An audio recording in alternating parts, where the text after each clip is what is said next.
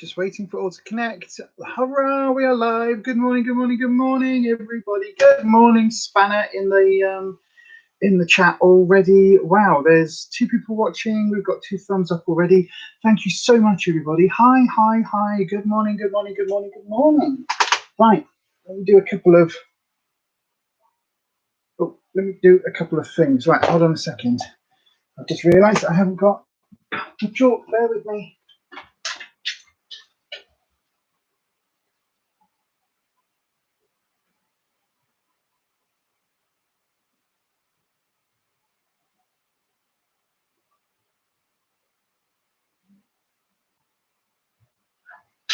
Oh, yeah, where is it then?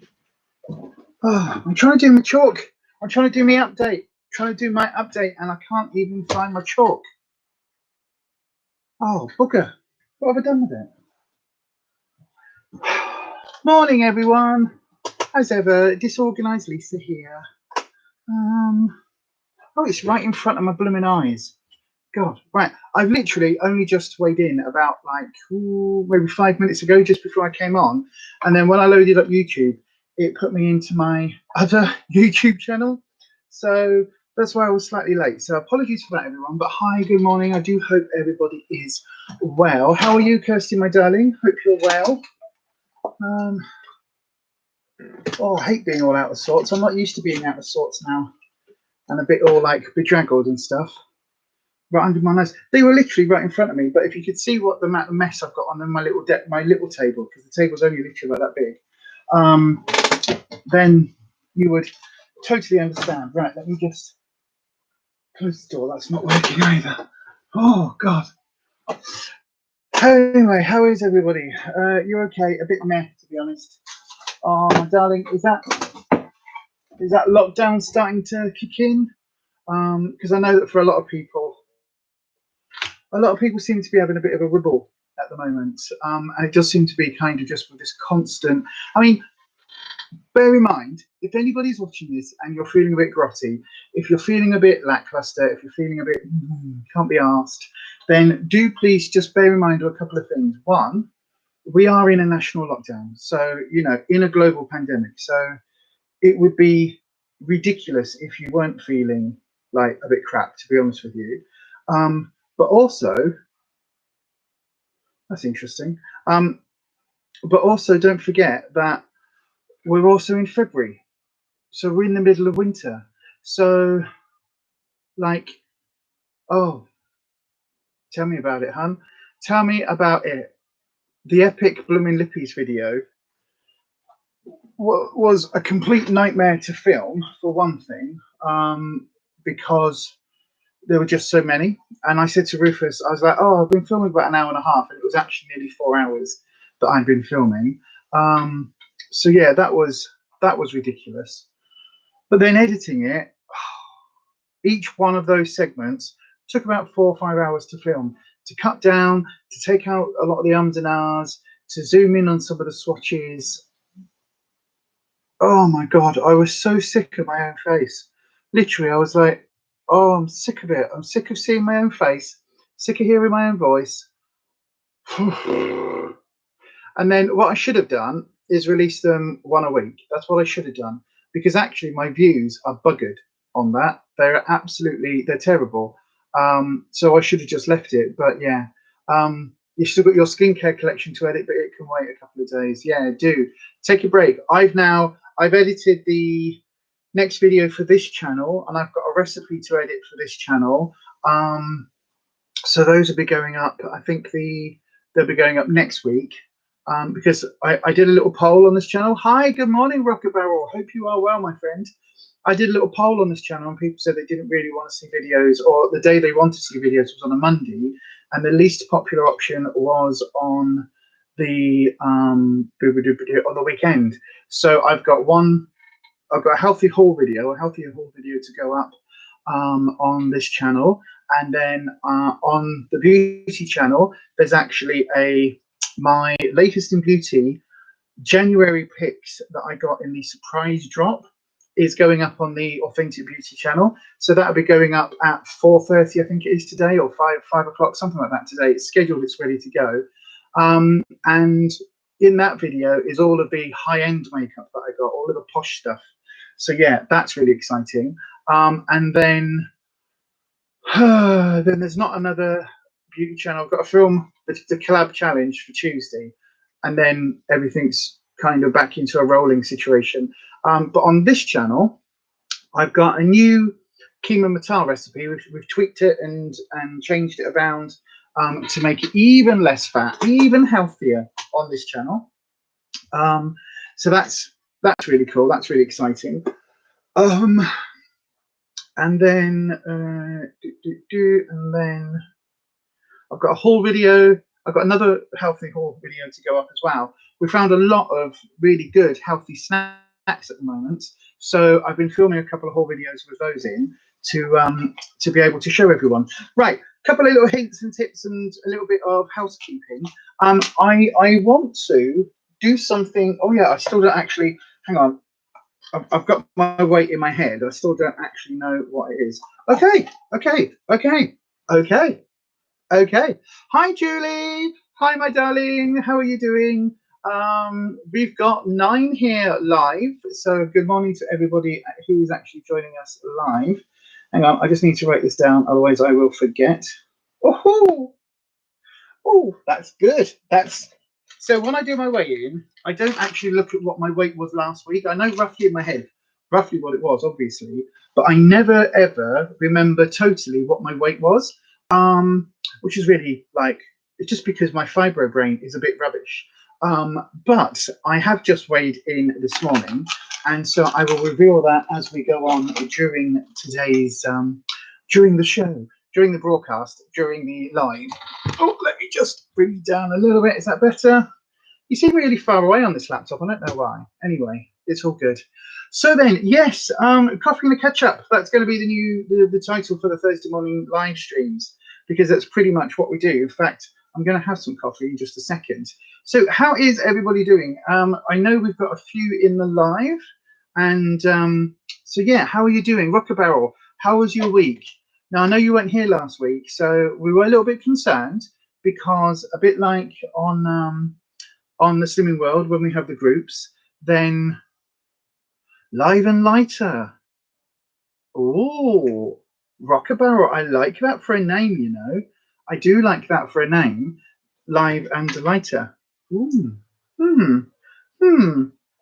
Giving me thoughts now. But yeah, how are you? Like, because I know you weren't here last week, and we know from the Slimming World groups that if people sort of miss one or they don't attend, then that group, it tends to mean that they've had a bit of a shit week, and that you've basically been struggling a little bit. So I'm just looking for some earrings, by the way, while I'm talking. I'm trying not to be disrespectful. I just want to put my red pants in. So yeah, good morning to Robin, Strange Presence. Hiya, you're right. How are you doing? Good morning to Yaz. Good morning, Yaz. I hope you are well. I've got the code for you, Yaz, for the coffee. I know you were asking about the coffee code. I've got it just here. Yeah, so, oh, let me write down, before I forget, let me just write down on here. So that's 50, oh, Jesus. Cheap chalk. I need to get a chalk pen. Does anybody know where I can get a chalk pen from? Because they didn't have any in Home Bargains, and they didn't have any in Poundlands.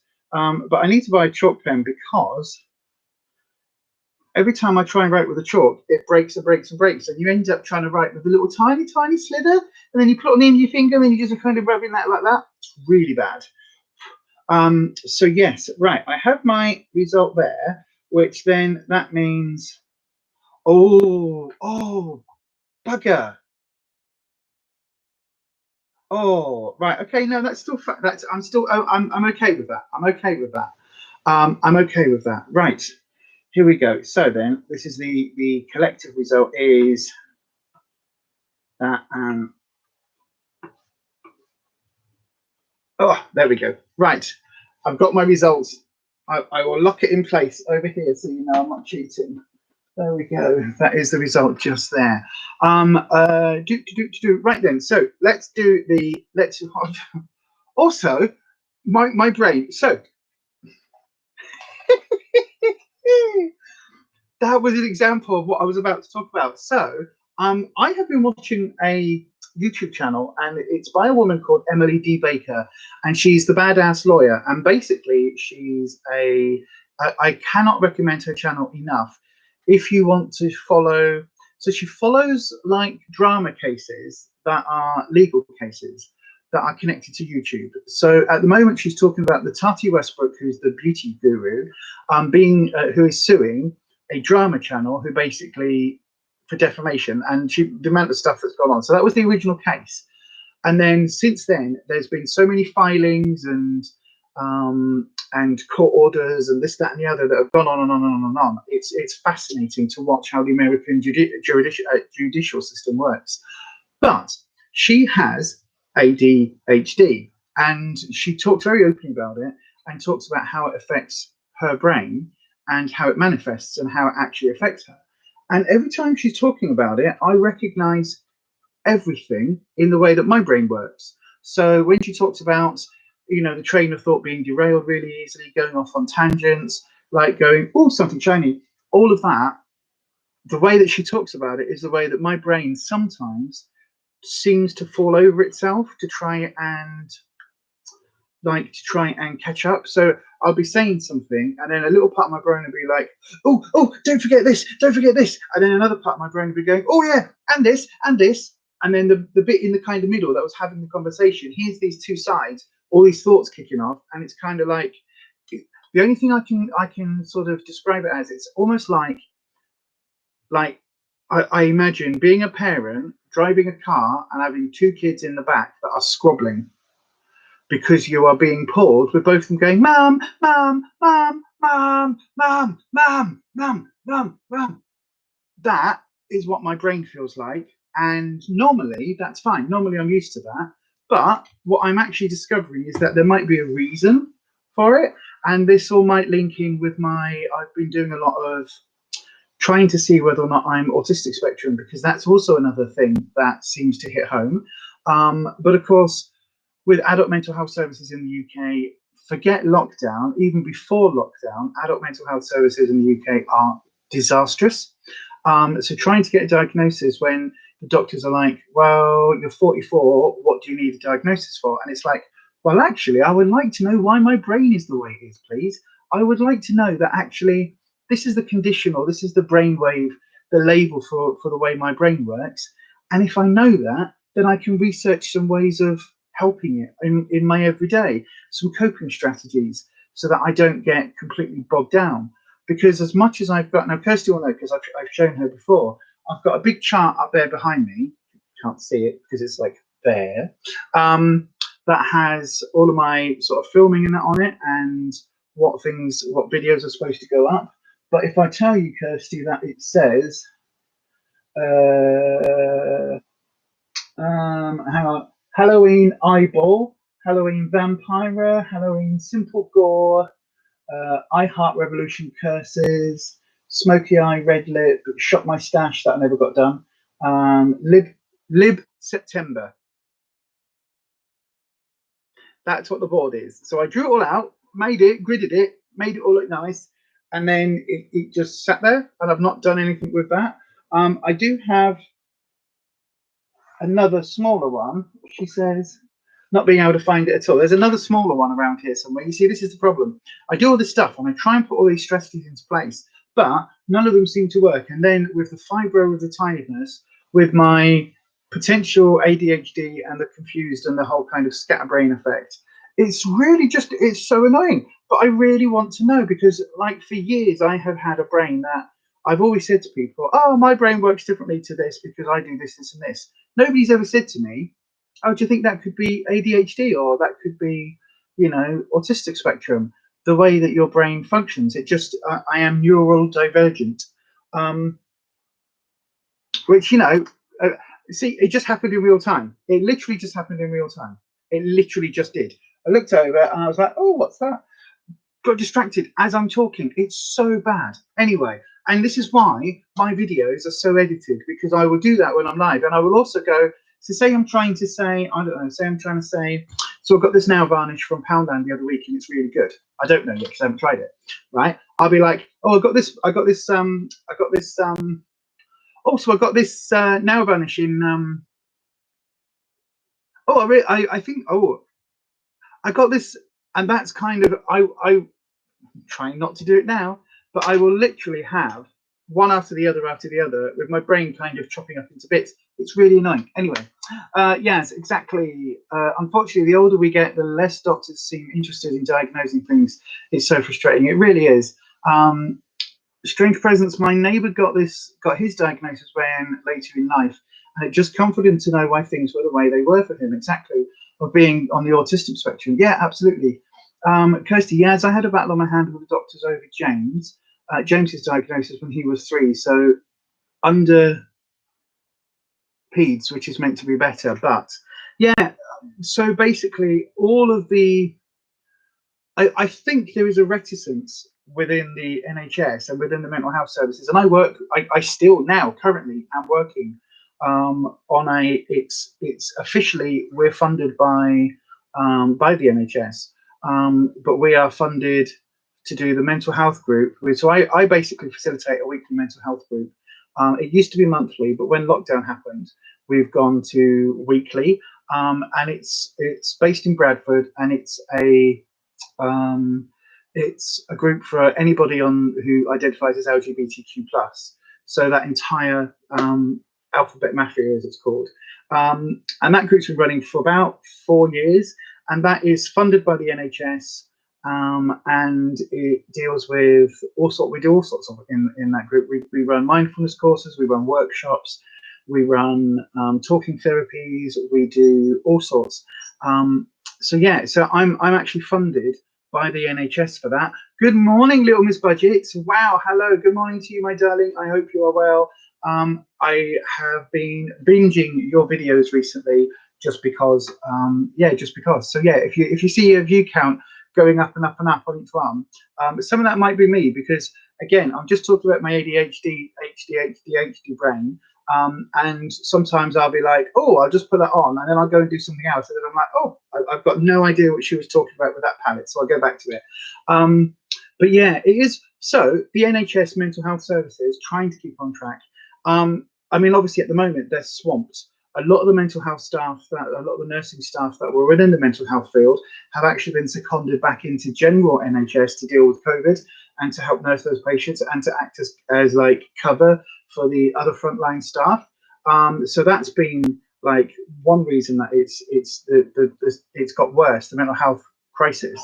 But also the fact that people are really suffering during lockdown.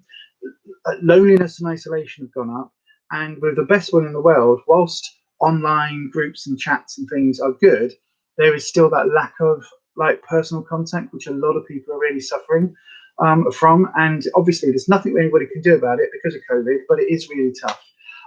So like, I get it. I get that it's horrendously underfunded, but by the same token, it's crap. It's crap. It really is. You know, the fact that there are parents like Kirsty going through it, trying to get diagnosis for the kids who, you know, Kirsty knows, you know, don't you? You know, if you've got a kid or you've got a friend or you've got a sibling, I've got two, my nephew and my niece. I was about to say I've got two siblings, but like nephews and nieces aren't siblings. My sister's kids are both on the autistic spectrum, and she knew like pretty much as soon as they were born. Not quite, but you know what I mean. When they were very young, so she knew, and trying to get them diagnosed was an absolute nightmare. Absolute nightmare. It took so many years, and it shouldn't have to be that way. But there is also this idea, isn't there, that a lot of people believe that the NHS don't want to diagnose adults because there's so many adults running around that have mental health disorders or differences or whatever. Then it's basically that they would have to deal with that. So they would have to deal with adults coming out and saying, okay, my brain functions this way because of X, Y, Z.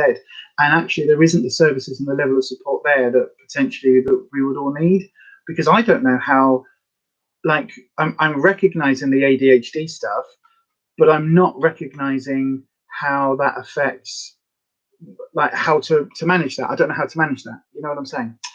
Anyway, right. Kirsty says, oh, yeah, it was a challenge, I'll tell you. And whilst waiting for a diagnosis, I couldn't access any support, so I just had to dig in and manage it myself. It took 2 years, but worth it now. Yeah, absolutely. Rocker Barrel, £9 loss since I was last in here. That's 2 weeks. Well done. Well done.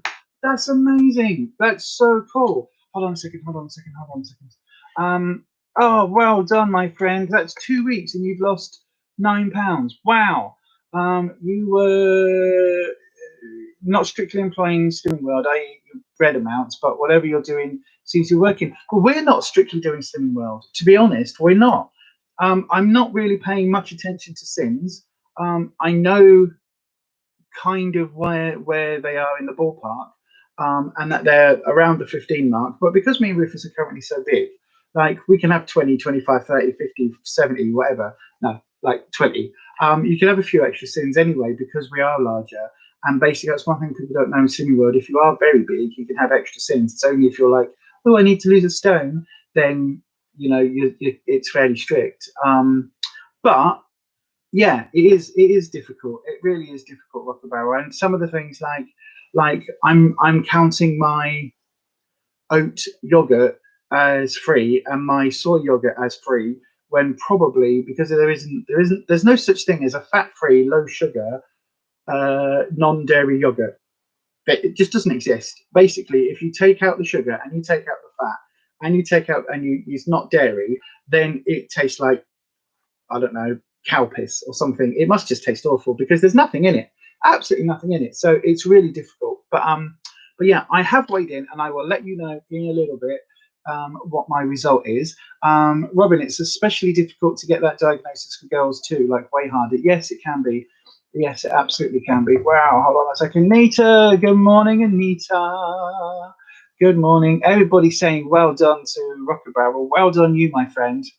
You've done really, really well. That is so good. And I know you were struggling, weren't you? I know that we had the conversation 2 weeks ago and you were like, oh, and I know that you were really, really, really, like, really struggling.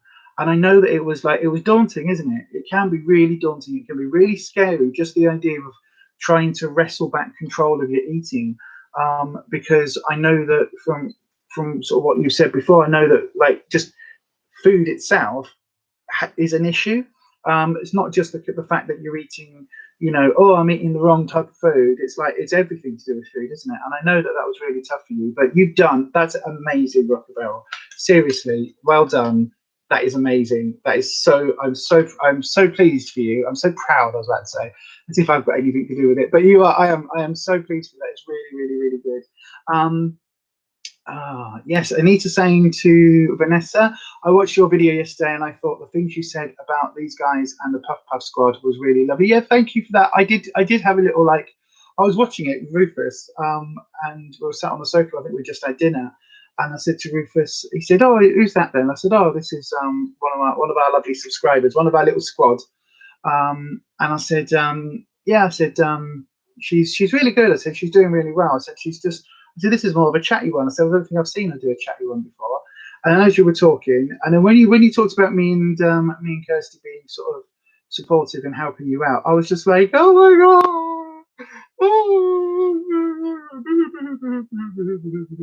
So yeah, absolutely. Like, thank you so much for everything you said. It was ridiculous, but thank you. Right. Oh gosh, everything's gone up. So yeah, just in case anybody doesn't know, the Puff Puff Squad is the nickname for everybody that subscribes and is the sort of our core membership over on the Authentic Beauty channel. So if you didn't know, I do a second channel. It's called Authentic Beauty. The letter I is actually a 1. So if you type it in like that, it should come up. And it's a beauty channel. I've been running it for just over a year. I've got about 350 odd subscribers. And when I say odd subscribers, I do mean odd, like a lot of the people that are in the live chat now. Sorry, but it's true, but it is true. But I love you all, but it's true. You're all odd. That's why we get on so well. So I've made myself laugh. ADHD brain. See, prime example. I've now derailed myself as well. So what was I saying? Yeah, anyway, so that is over on Authentic Beauty. And we were looking for a name to call the subscribers. And I think overall on all of the various bits that we're sort of connected with, we're the Authentic Army, because that is the key thing. It's like, there's no point me coming here and saying to you, oh, I've lost £7 this week when I've put on 3. You know what I mean? There's no point doing that. because you're going to see it. You're going to be like, every week she says she's lost a lot of weight, and she still looks pretty fat to me. So you're going to see that, but also it's then like when I am struggling some weeks and really having a wobble, I then need the support of everybody out there, of all of you lovely, gorgeous people. And so when that happens, it's like if I'm sat here going, I lost 5 pounds, and I've actually had a gain or a maintain, and I'm really struggling because I thought I was going to come in with a major loss, that's when I need to be super, super, super authentic. So there's no point me saying each week that things are different if they're not. You know what I'm saying? And the same with the beauty channel. It's like I will do authentic reviews and tell you if I like it, whether it's been sent in PR or not, whether I paid £5, £500 for something. If it's crap, it's crap. It's the same with Slimming World food and diet plans and all of that, and with things like the skinny syrup, which I will talk about in a little bit. Right then, so all of that to say, I can't remember what I was saying, but yeah, it's all about authentic. So if you see anybody in the, there we go, I'll circle back, I found it. If you see anybody talking about the Puff Puff Squad or the Authentic Army, that is what that is. Right, Little Miss Budget, just £1 off this week, but it's going in the right direction. Nessa, you've had £1 off. That is fantastic. That is £1 that you, so to lose £1 in weight, you've got to have such a calorie difference of your calorie intake versus your outtake, that it's to be able to lose that weight. So that's like £1 is great.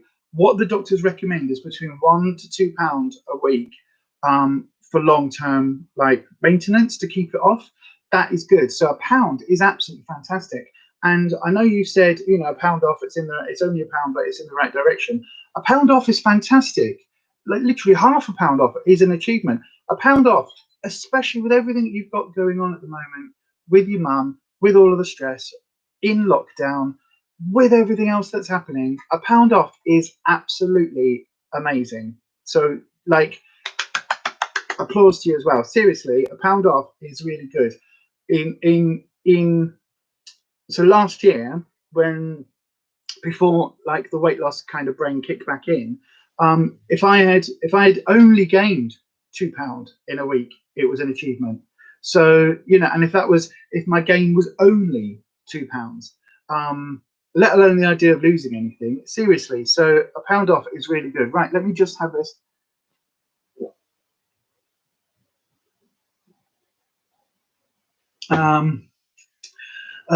Strange presents not yet neat. Be waiting for a day with no kids so I can film it. Potentially tomorrow, but no promises. Rocker Barrel, well done, Miss Budget. Yay! Julie Parrish, that's brilliant, Rocker Barrel. What is typical day food wise? Yeah, what is a typical day food wise? Let's discuss that actually. That'll be really interesting. Yes, well done, Miss Budget. Any losses and achievement? Absolutely, that's what I just said. Thank you, Nita, for watching, and it's all true. Yes, it is. I'm about the video. Oh, thank you. That's really cool. Hold on. Oh, what? Yeah, here we go. I'm back. Kirsty, that's fab, Vanessa. Half a bag of sugar gone there. Yeah, exactly. Rocker Barrel, like the old Frank Sinatra, you did it your way. Bless you. Kirsty, or in the words of the Levelers Rockers, there's only one way of life, and that's your own. Oh, that's a good quote. Yeah, that should go on your board, Kirsty, for tomorrow evening. So if you don't know, Kirsty in the chat. So I've got 2 people in the chat that are blue with little spanners next to their name. They are spanners. They're our moderators, and they are just the two amazing people. So Anita is absolutely lovely. I will warn you all. Anita's got a very dry sense of humour, a very dry wit. It took me a few weeks to kind of get Anita, but she's very, very dry, but very funny, and has an absolute heart of gold, as does Kirsty, who is, I keep calling her me old mucker, but like we've only known each other for a few months, but it feels like we've known each other for years. But yeah, Kirsty is from the channel Making It Up, MAKE-ING It Up. She's got her own channel. It's a beauty channel, and she does a live stream tomorrow evening at 8 p.m. UK time. So check that out if you haven't already. I act as a moderator for her as well, and so does Anita. Anita pulls double moderator duty because she's a double spanner. That sounds wrong, but it's a compliment in our world. It's a compliment. So yeah, that's why if you see a couple of names coming up in blue, Anita's getting Robin to film. Yes. She says odd, us lot, never. I know. Kirsty says odd, us, don't know what you mean. I know, right? It's I mean, I don't cast my nasturtiums. Robin says, I promise I will, Nate. I actually tried once, got about 10 in, and then everything started to go wrong. So I took them all out and stopped filming. Haven't deleted it, as I'm considering putting that in. Oh yeah, absolutely. What I would say is, if you've got like footage, like blooper type footage, really like edit it down to just get like the funny bits, because there's lots of times where my bloopers are just like not funny, and so I don't put them in. But yeah, but do put blooper footage in. I love watching blooper footage. Anita, you should, Robin. It's real life. Stuff goes wrong sometimes. Exactly. Rocker Barrel, I noticed weightlessness in my neck first, and my fingers look it. Wow, fantastic. Well done, Mr. Rocker Barrel. They're like sausages. If people haven't already, please hit the thumbs up button, says Kirsty, and show Lisa the love and support she deserves. Oh, thank you, my love. Kirsty, meow maca. I love it. I know, right? Oh, I'm caught up. Thank God for that. And oh my God, Kirsty, how many brushes? Yes, I know. So if you don't know, Kirsty's latest video was a brush video. You need to go and watch it. It was ridiculously long, ridiculously long. It was like 57 minutes long, but the number of brushes she had was, I mean, I know you said you had a problem, love, but there's a problem and then there's a problem. Right, so I need to do a couple of things. So a little bit of, ow, my blooming hair. My hair is just so bad at the moment, breaking and just really not in a good condition.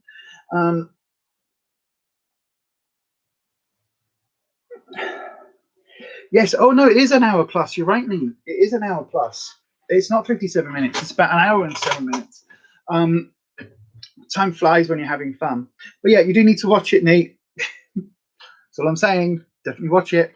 About the same problem I have with buying palettes. I got another one off Depop last night. You see, this is the thing with my low buy. I do actually have a palette coming. I've got a palette that I'm adding in. I know, right? And I still haven't filled my other pre-Christmas haul that is in the box that is still under you, which has been under you for ages. Because now the laptop rests on it, it puts it up at a nice height, so that's just going to sit there. But yeah, absolutely, I've got more to add in. But I have bought one for the fakes video. So I have a palette that is a fake, and I've just bought the original, the genuine one, or at least I think I have. Sorry if that sounds farty. I just realised that's probably going to sound farty. I'm just using up the last of my gingerbread syrup. So on this channel, I don't know whether you noticed last week we did. Oh no, in fact you wouldn't have noticed it last week because the video hasn't gone up yet. It's going up on Monday. Bollocks. Right. So there's a video going up on Monday where we do a B&M haul, and there's a couple of things in that haul that we got. And spoiler, the skinny syrups are one of them. So these are absolutely great. They're $1.99 in B&M, and I bung them in my coffee, and they taste really they're just lovely. Absolutely lovely. They taste really good, and they go really well as a sweetener. We put them in plain yogurt. So if you just buy like fat-free yogurt with no sugar, no nothing, no flavorings, these are really good. They are 0 calories, 0 carbs, 0 everything. It's just chemicals. So if you don't like the idea of having chemicals, there's a lot of chemicals in these, but they are good. They're good. And to be honest with you, if you're having, yes, they do salted caramel, Anita, they do, but not in B&M.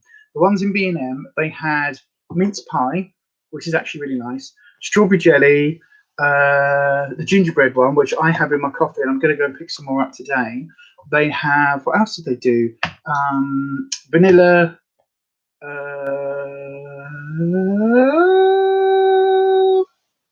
What else did we pick up? Alien slime, which is apple and kiwi, but it's bright neon green, and a few other ones. Yeah, so these are really good to stick in your coffee. I absolutely love them. And so in B&M, these are £2, £1.99. You can get them on their website, everyone.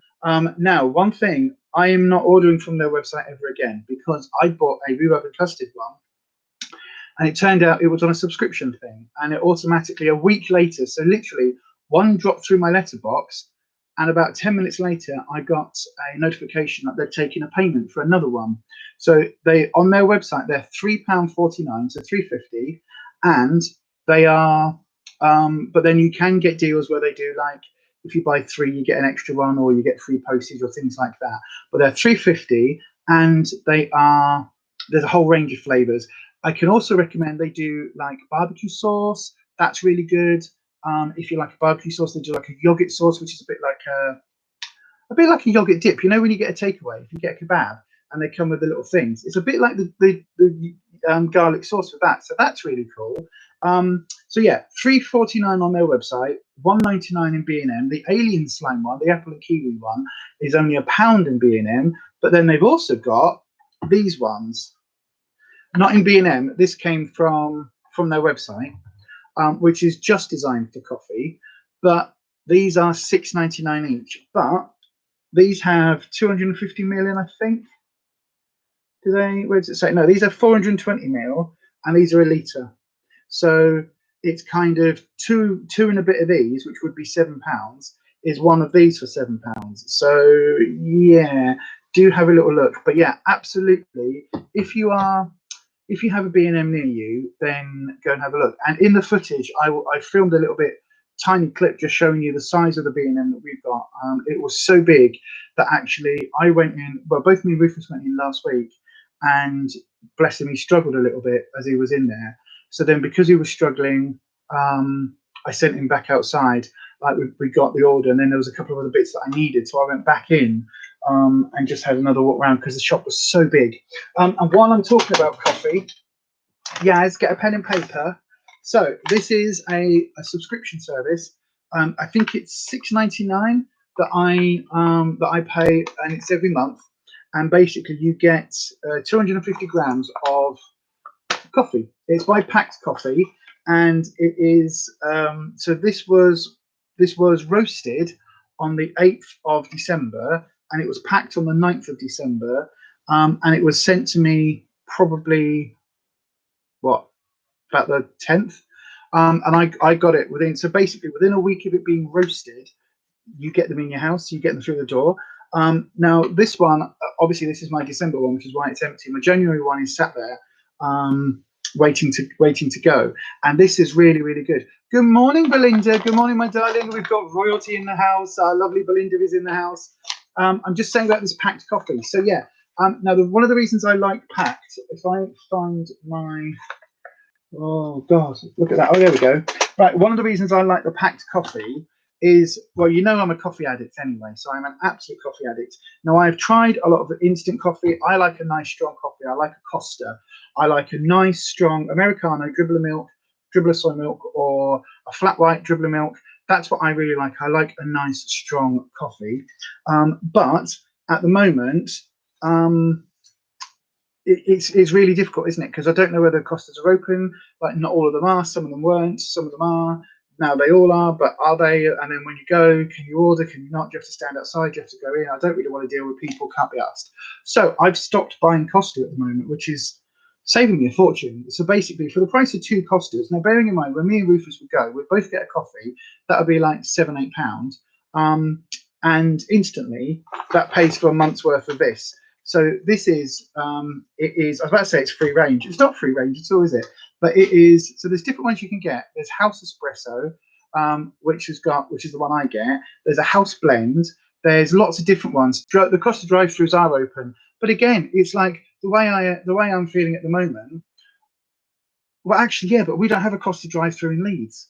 There is one in Bradford, but it means driving 45 minutes out of our way to go to a drive-through coffee and then to come back. You know what I mean? It's a bit ridiculous. But this Packed Coffee, it is the thing I like is that it says here, look, these are grown by, so it tells you who the coffee is grown by. It tells you where it's grown. It tells you that they pay more for the coffee than the standard sort of lowest price. So yeah, so that's really, really good. So they basically keep going. They keep like supporting a lot of the local farmers. So I really like it for that rate. They pay between 25 and 125% over fair trade prices. So it's not even just the cheapest prices, because fair trade is good, but they Packed pay more than that. Now the one thing I don't like, and it's something that really annoys me, there's a little bit of, how can I put this, white saviorism about it. A little bit, right?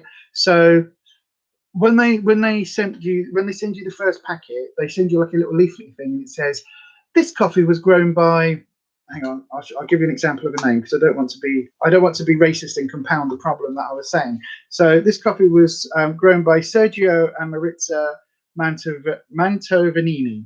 So Sergio and Maritza Mantovanini, and it will then have a photo of them, and then it will have a photo of the white person from the Pact coffee cup, because they all seem to be white, not just from Pact, but this is my issue. So they'll then be there, and they're like, ooh, ooh, ooh. And then there's like photos of them supporting, and then they're like, and we paid for their children to go to school for a year. And there's just a little bit that I don't like about that. It's that kind of colonialism, like, oh, look, we flew in and rescued this village. Oh, aren't we great? Ooh, ooh, ooh. That little bit. But that I find with a lot of companies and a lot of sort of people, when they talk about it, there's a real fine line between like, look, we pay a really good price. This is really good. This is great. And actually, we're coming in saving these poor people. We should save them. And oh, look, they live in whatever. Anyway, forget all of that. I told you, ADHD brain. See? So anyway, I really like the coffee. The coffee itself is delicious. They do a house espresso. They do a normal house blend, which is a little bit not quite strong. This one's got milk chocolate sort of flavoring to it. It's not flavoring, but like hints, tastes. So yeah, it's really good. So this one has a so the code is there's a rewards code, a refer a friend code, which is Lisa. Hang on, can I type it? I bet if I type in here, it's going to go rubbly, isn't it? LISA hyphen and then 73E772. 73 Echo 772. There we go. Is that going to work? Is that going to work? Yes, it did. Right, so that is the code. So yes, if you want the coffee, go to Pact. Oh, I don't know what the website is. Why did you not put your website on here? That's ridiculous. I've got everything else on the blooming packaging. Pactcoffee.com. There you go. Pactcoffee.com. It was good. Yes, really, totally recommend it because I am addicted to my coffee at the moment. I'm just seeing, Kirsty, did you just say that where you live you've got 2 drive-throughs? That is ridiculous. That is ridiculous. There's a fucking fly in here. Yeah. So recently, I don't know about anybody else. Have you all put your heating on? That's the big question. We had snow again this week, and the central heating is on. So yeah, I resisted. I got out my woolly socks. It got to a point the other day where I was sat on my sofa editing. I had my big, thick, thermal, fluffy socks. They're like, oh, I'm looking down there. They're not down there. They're like super thick. They're like that thick with a normal, like, fluffy inside, and then like just a normal, like, woolen outside. I had those on, my joggers on, a t-shirt on, a sweatshirt on. I had my hood up with my sweatshirt, and I had gloves on editing because I was that cold. Rufus was fine. So I was like, I kept saying to him, "Are you not cold?" "No, I'm fine." Are you not cold?" "No." "Are you cold?" And I'm like, "No, I'm okay." So eventually I was like, right. He said, just flip the switch on the heat. And I'm like, yeah, but if you're hot and I'm cold and I put the heating on, you're going to suffer even more. Whereas I can just put another layer on. But when I had my gloves on and I was sat editing like this, shivering, I was like, yeah, maybe not. So at that point, I put the heating on. I did succumb. But then immediately I was like, isn't it hot? Oh, isn't it hot? Oh, God. I was like, put the fan on. Put the fan on. Awkward. Anyway, right, I'm going to do my face now. Look at this, 45 minutes in, I'm not doing my face. What's this? People are talking about the Furbies. The Furbies, so this one here is, unfortunate. I don't know whether I'm going to be able to get it working again. It was working fine. So, story of the Furbies, ADHD brain. In December, I wanted to buy Rufus a Furby because we randomly went down the YouTube rabbit hole, took a side turning into, the YouTube, and we were in the, and one of the videos was 2 Furbies talking to each other. And there were these new style of Furbies. And I didn't even know they'd redone them. And these were from 2012. And of course, we haven't got kids. 8 years ago, I was probably out drinking and clubbing and getting pissed and rolling in at 6 a.m. in the morning, from Clubland. The last thing I was doing was looking at Furbies in the toy aisle of Toys R Us. probably why Toys R Us closed. But anyway, so we were watching all these videos, and they had us in stitches, and so we went from one to the other to the other, and before we know it, we were just down the weirdest of weird rabbit holes about Furbies, and it was so funny. And I was like, oh, they look really cool, actually. I wish I'd had them, because obviously they weren't around when I was a kid, because, you know, we had to make do with a hoop and a stick.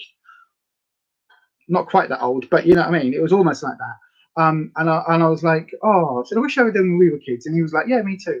I was like, oh, silly Christmas idea. I wonder if I can get one on eBay. So I did. But the first one so the idea was we were getting one each, right? I ordered the black one because I was like, oh my god, it's black, it's all black. I'm gonna put silver rings through its ears. I'm gonna put like give it maybe an eyebrow piercing, give it a nose stud, all of that. I was like, I'm gonna do a punk goth Furby. That'd be amazing. So that was my plan. So that one turned up, and then Rufus's one got lost, and so I ordered a second one for Ruffus. That eventually did turn up, and it's an amazing, like, it's a teal blue Furby, and it does lots of stuff. But also, while I was looking, I was like, oh, what if I can't get him? What if the other blue one doesn't turn up? I was like, oh, maybe I should order another one. So I was like, right, I'm going to order one that I can have, or I can kind of say to him, I know it's got a bit like pink ears and that on it, but it's a bit funny, and if you want it, like, here, have a Furby. It's not really like designed for you. It's just a silly toy. So I thought, right, if his second blue one doesn't turn up, then at least there's a second Furby, so we can have them talk to each other. So I got that one as well. So this one was here in probably the end of November, beginning of December. This one I ordered about a week before Christmas, because I was suddenly panicking that his blue one hadn't turned up, his blue purple one, and then the second blue one was still running late. And I was like, what is going on? You know what the post was like before Christmas. I was like, what is going on? So I ordered that as a third Furby. So now we've got 3. So yeah, they are so cool, and they talk to each other, and they interact with each other. And the one that Ruffus has got is like the latest edition, and you download an app on your phone, and you can feed it from your phone and play with it, and it's interactive on your phone, and it's all like you do things with it.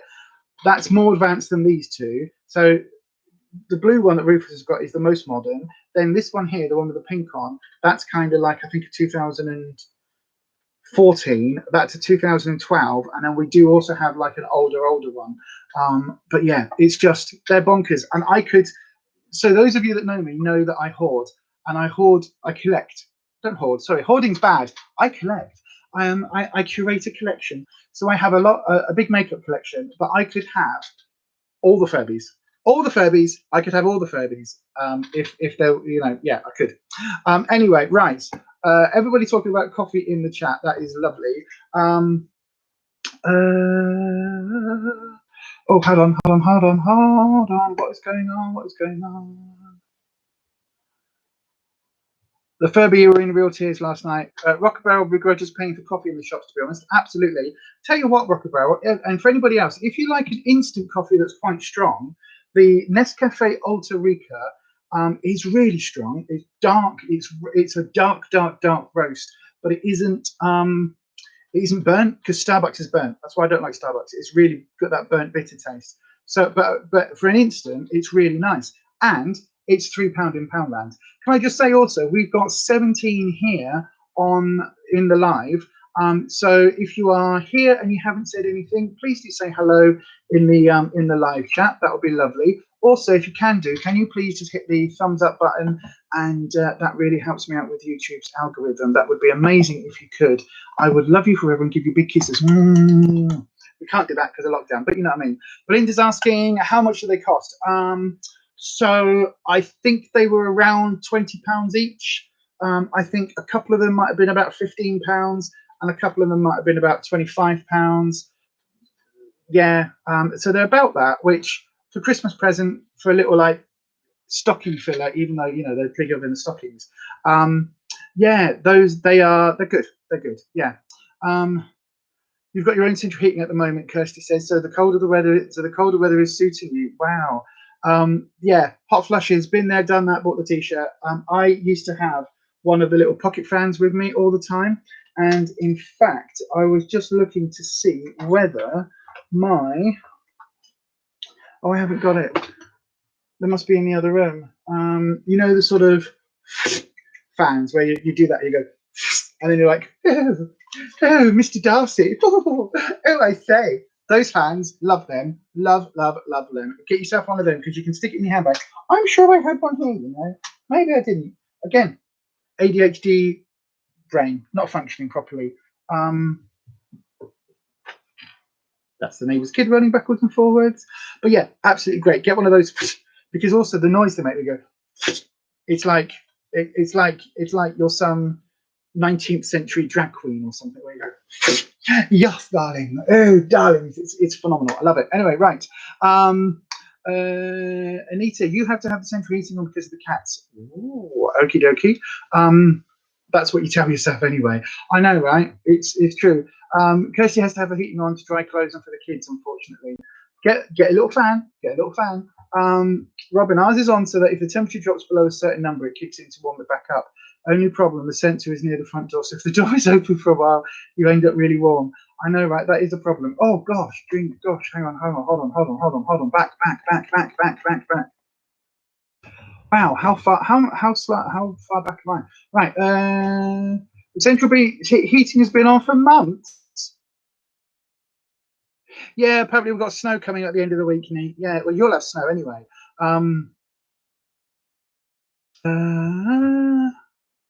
Wow, coffee with notes of chocolate in. I lush, so I think I'll give that one a try. It's the house blend. Now you can pay a little bit more and get like a different blend. So this is a house blend, but you can pay a little bit more and get one from a particular farm. So if you want to get one that's, you know, by Sergio and Maritza Mantinen, I can't remember what the name was, but for that couple, then it's a particular farm and you pay, I think it's an extra £1. But I like the house blend because I like that sort of that dark chocolate kind of flavor. Literally, it's really weird because you put it in, it doesn't taste the dark chocolate, but when you open it and when you go, oh, you can taste that kind of chocolatey flavor. Oh, so nice. Little Miss Budget's had the heating on for a few weeks already. Wow. Anita, yes, but Mark 2 is coming. Yes, you're always cold, but lately it's felt so much colder than usual. I know, it's cold to the bone, isn't it? It's not just cold, it's cold to the bone. It's like, oh, good Jesus. I can't sleep with socks on. It can be -5. I could be in, well, okay, probably actually, if it was that cold. I can be in absolute freezing and I can't sleep with socks on. But it's really good because if I've got cold feet, I've got a Ruffus next to me. He's really warm. He's like sleeping with a radiator. So seriously, when I get into bed, it's like he always goes to bed before I do because of the misophonia. Like if he eats his snacks in bed, I want to kill him. I just want to kill him. So we don't eat snacks at the same time in bed. So if he goes to bed and he goes to bed with like a yogurt or something, I can't hear it. So I either have to put my headphones in or we stagger our bedtime. So he'll go to bed, drink his coffee and everything else. And then I'll do the same or drink his hot chocolate, and I'll do the same in the lounge. And then I'll kind of give him like half an hour, and then that way he's then settled, and then I'll go into bed. So what that means is, like when I go to bed, my side of the bed is normally freezing, but because he's in bed, he's like all nice and toasty. So I jump into bed, and then I'm like, oh, this is cold. Straight over that side, hugging the radiator that is Ruffus. I'm just like, oh, you're nice and warm. So yeah. So if I ever do get super cold feet, Dad's put me socks on and just rub them on his back or his legs or whatever. Your heating goes on in October and off in March. Jesus. Wow. No. Ours goes on for like the week before the snow and goes off the week after the snow. And that's it. I get too hot. Rockabell, you received the warm home discount. I'm not sure what that is. Anita, same Kirsty, you can't be cold. You see, I would rather be cold than hot, because if you're hot, you're stuck. If you're hot, you are buggered, because there's only so many clothes you can take off before things start getting a bit saucy. And I don't know about anybody else, but I don't like sitting around in my bra and knickers in the lounge in case the door goes, because if I've got to go and answer the post, I don't really want to be like, hi. I mean, it's one way to get next day delivery for free, I guess, but you know what I mean? So that's not something that I kind of want to do. So I would rather be slightly too cold, because then I can put a jumper on, than be too hot, because putting a fan on and then I'm like, oh, I've got dry eyes because the fan's on, all of that stuff. So yeah, that's really confusing. Anyway, I'm going to get to my weigh in just a second. Oh, my chat is just bounced all the way back up. Right, hold on. You're a Nescafe household, Robin. I only drink other coffee if I'm out and about, or if there's no alternative, like it's someone's house. Alta Rica, £3 in Poundland. It's really strong. It's really, I love it. 2 spoons for me in my cup. Talking of which, I'm having a slurp. If you've got misophonia, oh, I was going to say that, wasn't I? If you've got misophonia, cover your ears now.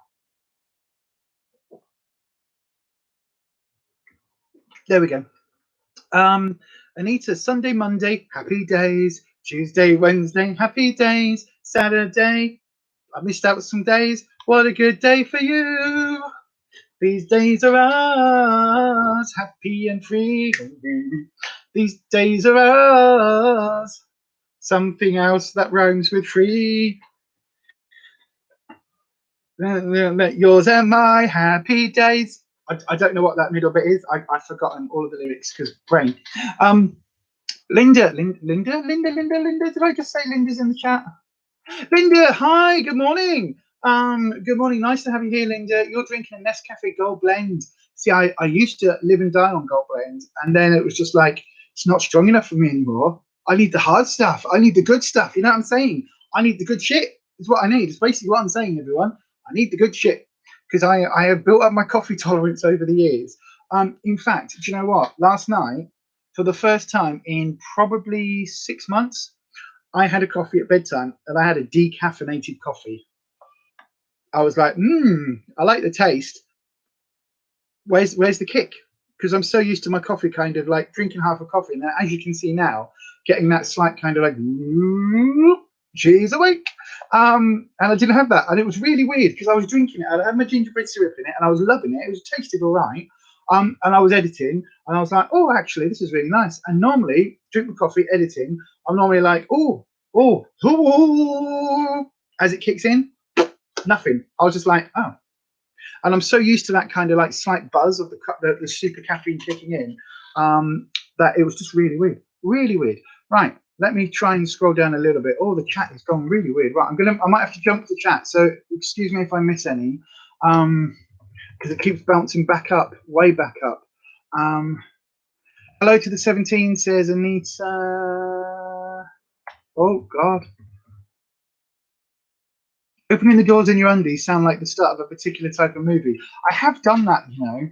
I have done that. There have been mornings where I've kind of been like, oh, the postman's gone, and I'm getting dressed for something, and I'm like, I open the door. So like open the door, and it's like, hello.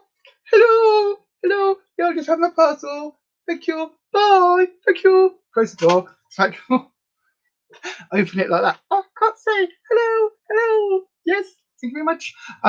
Yeah, but it does also sound like, yeah, and then it needs to be the plumber there, doesn't it? With like one of those moustaches. Hi, I've come to fix your heating. Oh, thank you. The pipes are this way. Did that ever actually happen in that type of movie? Because in my head, that's the cliche of that type of movie. I don't think that probably ever. I don't know. It must have done. Things are only cliches if they happen. So that must have happened back in the day of that type of film. Anyway, let's move on. You put loads of coffee in, Linda. Oh, good. Trying to open packages you're excited about and not wake up a napping Louis is so difficult. Yeah, I can imagine. Yeah, as decaf, what's the point? Well, the point is I got the flavour without the buzz. Hurrah! I think the chat has just completely skipped. Filming's budget. Hot flashes are horrible. I have to have a fan on all night, otherwise I can't sleep. I had to do that as well. Yeah, I had to do that. I bought me a fabulous Gothic hand fan for Christmas, along with a USB plug-in one for when I'm filming. I've got one for when I'm filming, but they're too loud. I get a skig. I don't know what a skig is, Rocket Barrel, but we are now caught up. So an hour in, I know, right? So then I have weighed in this morning. I have my results. I have the results of the Norwegian panel. Hello, Norway calling. Hello. Yeah, I was doing a Eurovision skit there, but it's a bit weird. Yeah, I think I'm caught up now, Kirsty. I think I'm back on the thing. But thank you for that. That's lovely. So I weighed in this morning, and I've had a reasonably okay week. There's been a couple of days where, again, my Healthy Extra B snack bar, my Open Lights, or my Benefit bar, or my, what's the other one? can't remember what the other one's called, a Harvest Moon one, I think, from Aldi. Those little snack bars where I might have had more than I should have done, but we're eating so healthily at the moment that I don't think it mattered too much. So if I do this, yeah, I'll do this. So I have weighed in this week with £3 off, which is super cool. I am really, really, really happy with that. But look at this. Are you ready? Are you ready? Are you ready for a really sad disclosure? Look at that. £13.5 down. £13.5. £0.5 away from a stone in a month. £0.5. I mean, don't get me wrong, I'm really, really happy. £3 off. I am super happy with that. I wasn't expecting it, to be fair. I was hoping for a couple of pounds. My target is £1.5 a week, so I've doubled that. The fact that I've done just under a stone, a squeeze under a stone in a month, in 4 weeks, is phenomenal. I am super, super happy with that. I can start to see it coming off. So I've got a roll. This is going to be really like TMI. There we go. But I have a little roll under my bra. It's just there, like a little fatty bit.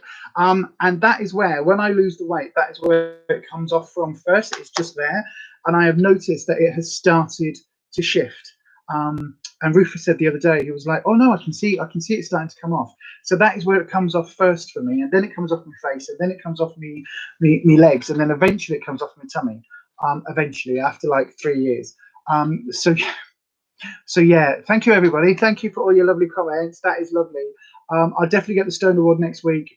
I will do, yes, and I did go down a stone into the next stone sort of bracket underneath. So yeah, I'm so happy for that. I'm really, really happy, to be fair.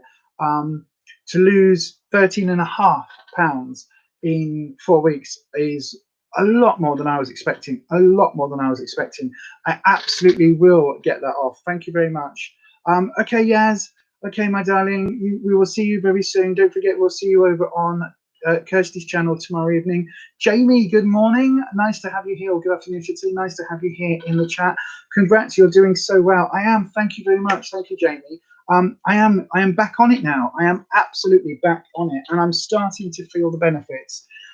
Which for me, it's like when you first start losing weight, it can take a few weeks for it to start having a noticeable effect. In my experience. I'm just going to start my face, by the way, because I've just realised what the time is, and we've got to go food shopping later, and then I'm working tonight. Oh gosh. So yeah, so I absolutely know that for the first couple of weeks, it doesn't really make that much difference. You can't really see or feel it.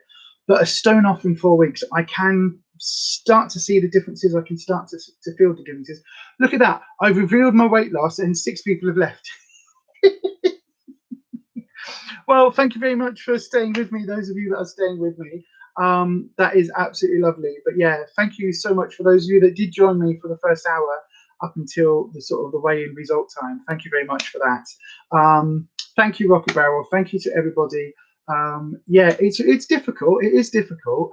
But I'm going to start my face. I'm not leaving. We'll still carry on chatting because there's yeah, just because. Do I have a primer in here? Oh, I don't think I've got it. Oh, yes, I do. So yeah. Oh, people saying hello to each other again in the chat. Yeah. So basically, it's not been, as I say, it's not been the hardest week. We did redo the quinoa matal recipe, and that was really lovely. And we actually made enough for it to be 2 dinners. And then I tell you what else I did, which I am going to film. I am going to film the. We will be doing what I eat in a day vlogs. Oh yeah, Julie, you were asking about that, weren't you? Yes, I will be doing what I eat in a day vlogs. If you go over to my Instagram, which is Beyond Authentic, then I post the photos. I don't do it every day because I'm crap, but I do post the photos on there of what I've been eating. So every day I do take a picture of the main meals. But basically, so we don't normally eat breakfast at breakfast time. To be fair, those of you that know me from the other channel, from the live stream on Self-Care Sunday, 8 PM UK time on Authentic Beauty, do you see what I did there? How good was that? But for those of you that know me from that, you'll know that sometimes I'll be on a live stream till like 10 p.m. and then we'll cook and have dinner about 11. So our eating times and our sort of like sleep habit, daytime habits, our cycle are very, very much later than most people's. So very rarely do we have coffee. Very rarely do we have breakfast in the morning times. Sometimes we do, but very, very rarely. A lot of times we will eat into sort of like a little bit later in the afternoon. It might be like 2 or 3 p.m. by the time we actually get something to eat. So then we'll have either a packet of cooked meat, or we'll have some, thank you, or we'll have, like, I'll do a soup in the soup maker. Been doing a lot of soups recently, which again, one of those is filmed to edit and come up along with the keema matah recipe. I need to edit those two, so they will be coming up. But yeah, so we do that. So we'll have a soup, and then normally about 8 o'clock in the evening, we'll start doing dinner.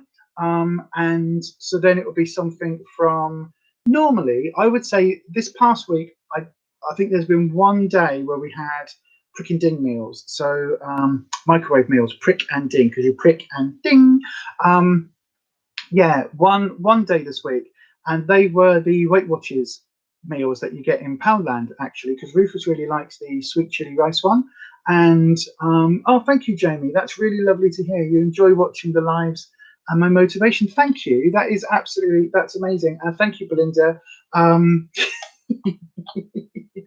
There's been a lot of practice on this channel, and also, you know, just there goes the lid of my primer, and in general. But yeah, thank you. Oh, thank you so much. But yeah, so basically we've cooked is basically what I'm saying. Well, I say I've done a lot of cooking this week, and I've cooked everything. So we had, what did we do? We did a spaghetti bolognese or a pasta bolognese. We've had stir fry. We've had frittata. So I made a big frittata. If you look back at one of the haul videos a couple of weeks back in Poundland haul, I think it was, I got some little 8-inch like round dishes, little round flat dishes that I thought would be perfect for the air fryer.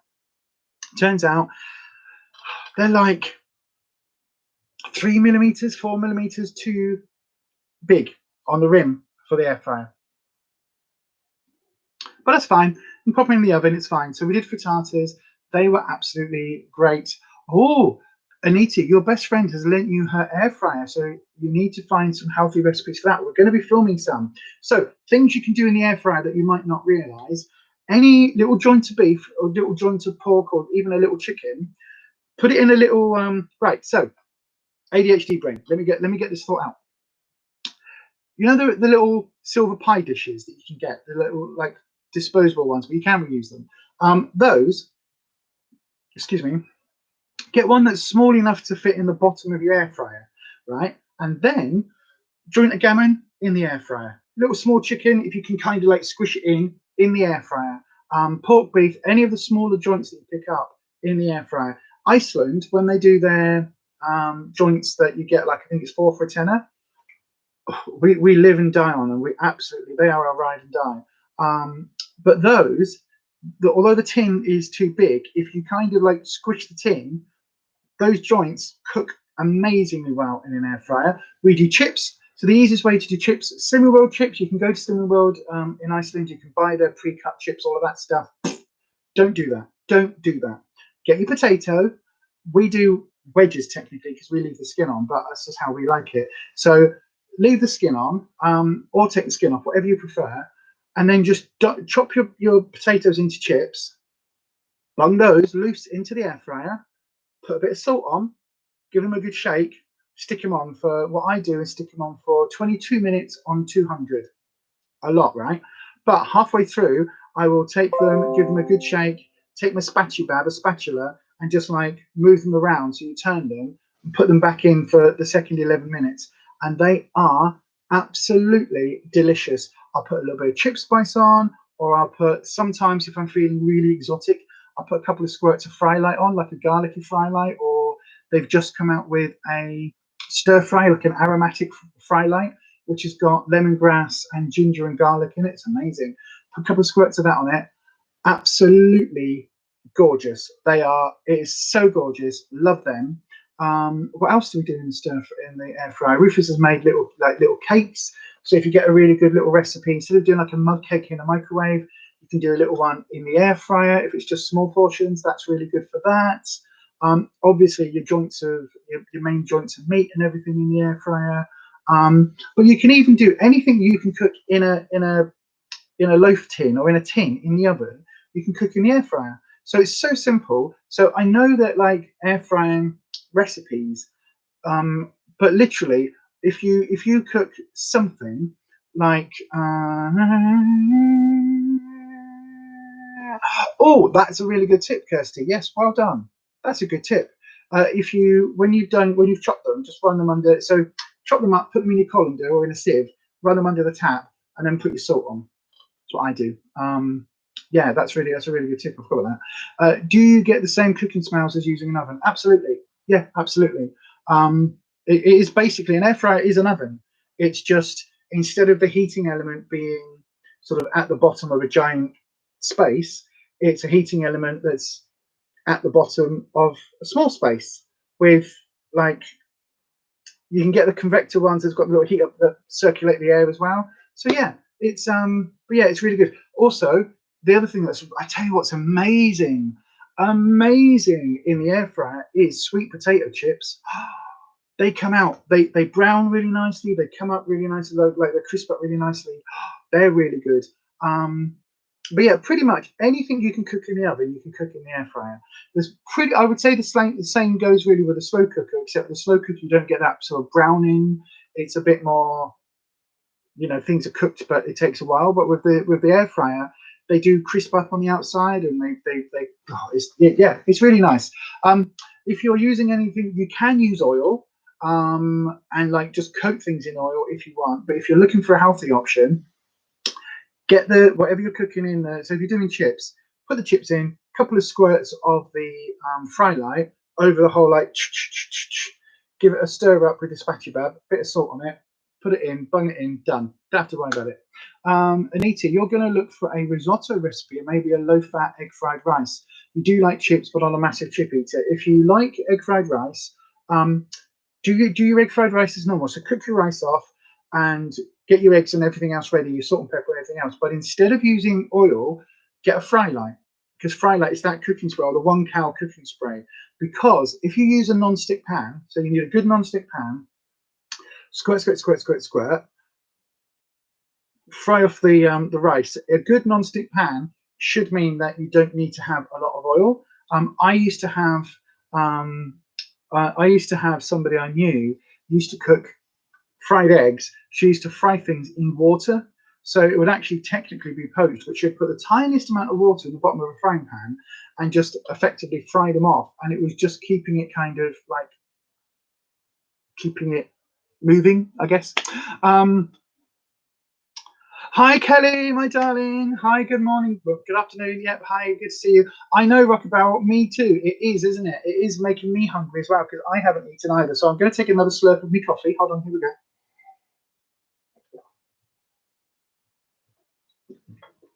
But this is a good thing as well. Don't forget, this live stream ends about 1 o'clock. So it ends just as lunchtime's coming, isn't it? So for most people. So you will be able to go off and get yourself some lunch. But what else have we eaten this week that I've really enjoyed? Oh yeah, the rice pudding. We've done the rice pudding recipe now. So if you go back and have a look on this channel, we have got a recipe. It's called the Slimming World Sin-Free Rice Pudding, and it's made with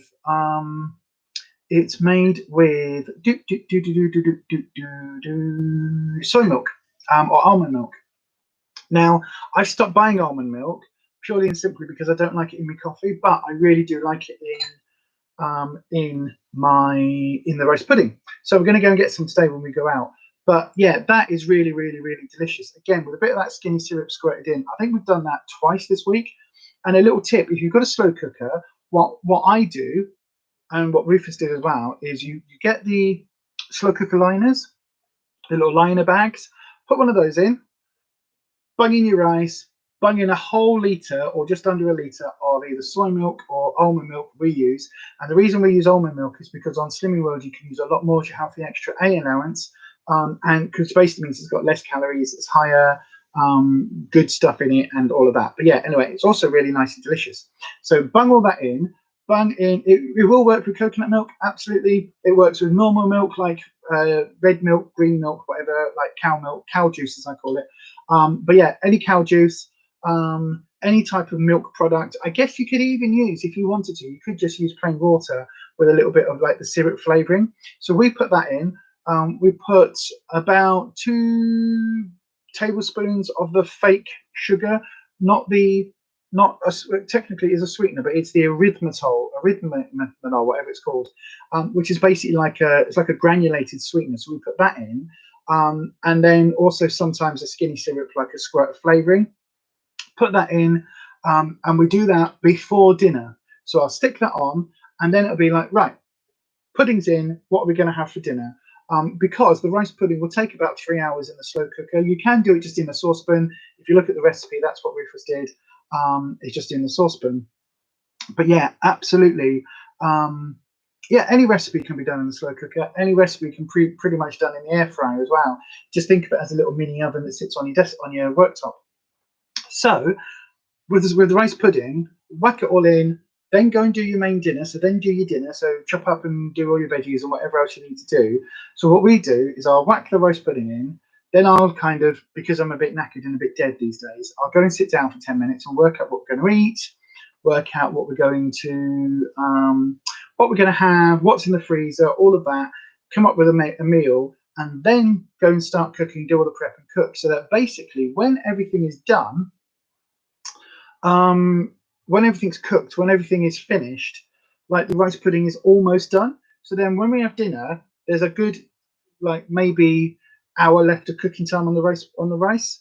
So that basically I know that we have dinner, and then we go, oh, that was really nice. Oh, I'm a bit full now. And then about an hour later, the rice pudding will be done. So then we either turn off the slow cooker and like eat the pudding, or what we'll do is to and when I say it does 2 big bowls. So Kirsty, I know you've got the your other half of the kids, so you could quite easily just put a little bit of extra rice in, like a tiny bit of extra rice, and a little bit of water into the litre of milk or whatever it is you're doing, and that would be more than enough in the slow cooker if you're going to do it that way. So yeah, absolutely try it. It's really, really nice. And also, because it's done in a liner bag, you don't have that thing of worrying about the slow cooker. But the one thing that we did also discover is if you put it on about 5 hours before you want it and leave it in the slow cooker cooking for all of that time, it goes really thick. So if you like a runnier rice pudding, like in the ambrosia like tins, then that's good. If you like it a bit thicker, like it's done in the oven with like a crust, although you don't get crust, but if you like it that sort of rice pudding, leave it in the slow cooker for about 4 or 5 hours, about 5 hours on high, and it goes really, really, really thick. Obviously, check your slow cooker settings. Check, because ours is going to be different to your one. You all right? Okay. So yeah, check all of that, but it is absolutely delicious. Right, do my face, because I've got 20 minutes. Well, I've got 40 minutes.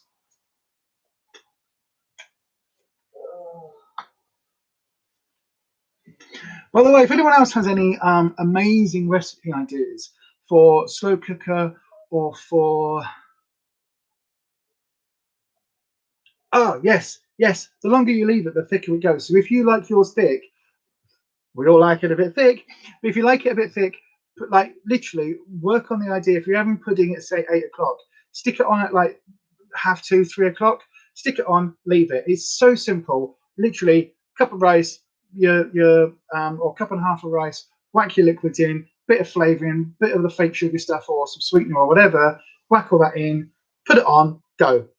Pick up the kids from school, go shopping, do the washing, have a nice relaxing like chill out day, sit by the beach, whatever. Do all of that, and then by the time you're ready for it about 8 o'clock or whatever time, then it's perfect, absolutely perfect. But yeah, do let me know. But Ruffus is really good at adapting recipes, so he will take, like, I don't know, like a really good shepherd's pie recipe for instance, and it will say put butter in this and cheese on that, and he'll adapt it so it's got virtually no fat in it. And he'll do a lot of the baking stuff as well, because he obviously has to cater to my needs for gluten-free and largely dairy-free. He'll also adapt everything for that. So our bread recipes are different.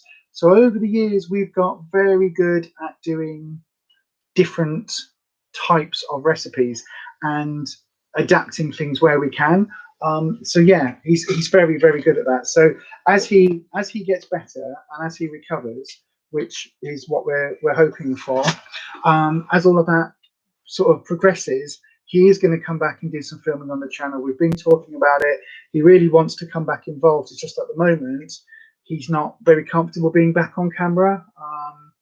But say again? Yeah, he's a bit dead at the minute. He really is. Like, well, you've got your machine coming soon. 77? You should have woke me up.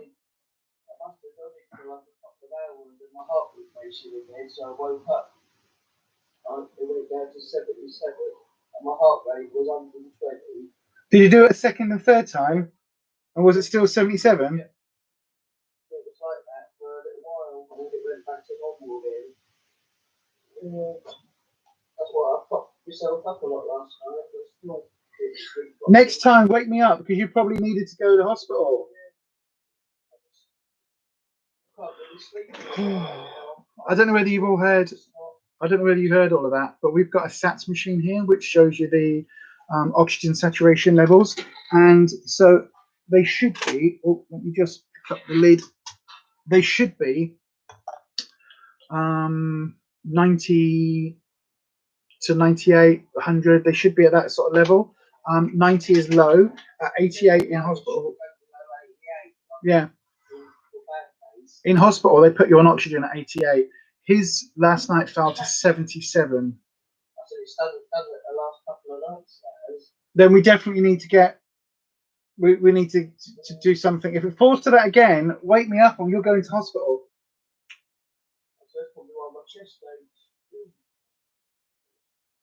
It will be.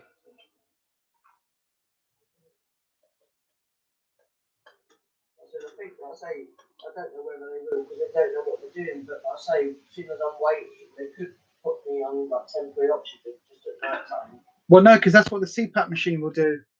They can't give you oxygen because you don't need oxygen all the time, but the CPAP machine will help that. It's just obviously we need to get that ASAP. But if that's next week, oh, I don't know. We'll ring the doctors in a minute. We'll ring the doctors. I know. Yeah, so this is the problem he's got. Okay. Okay, we'll try sitting up.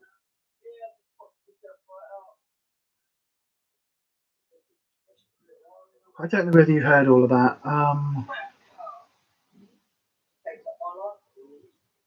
Yeah. Yeah, he's doing not great.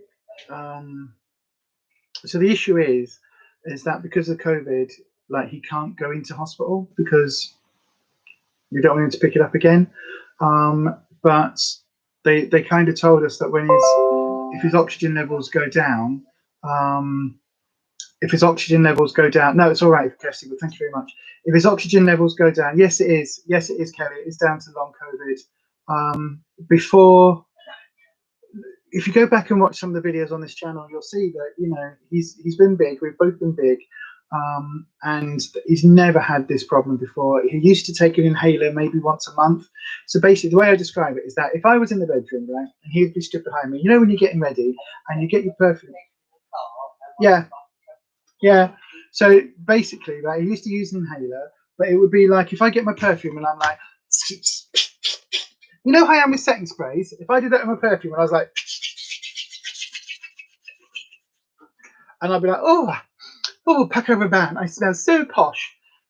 If he was in the bedroom, he would get triggered. That would trigger an asthma issue. So then he would take an inhaler. So That normally would only happen maybe once a month that he would need an inhaler, because I would generally remember that actually I shouldn't do that in the bedroom while he's in the bedroom. But sometimes, you know, when you're just like getting ready to go, and you go, oh, you need his inhaler. So that was pre-COVID. So literally a year ago, that's where we were.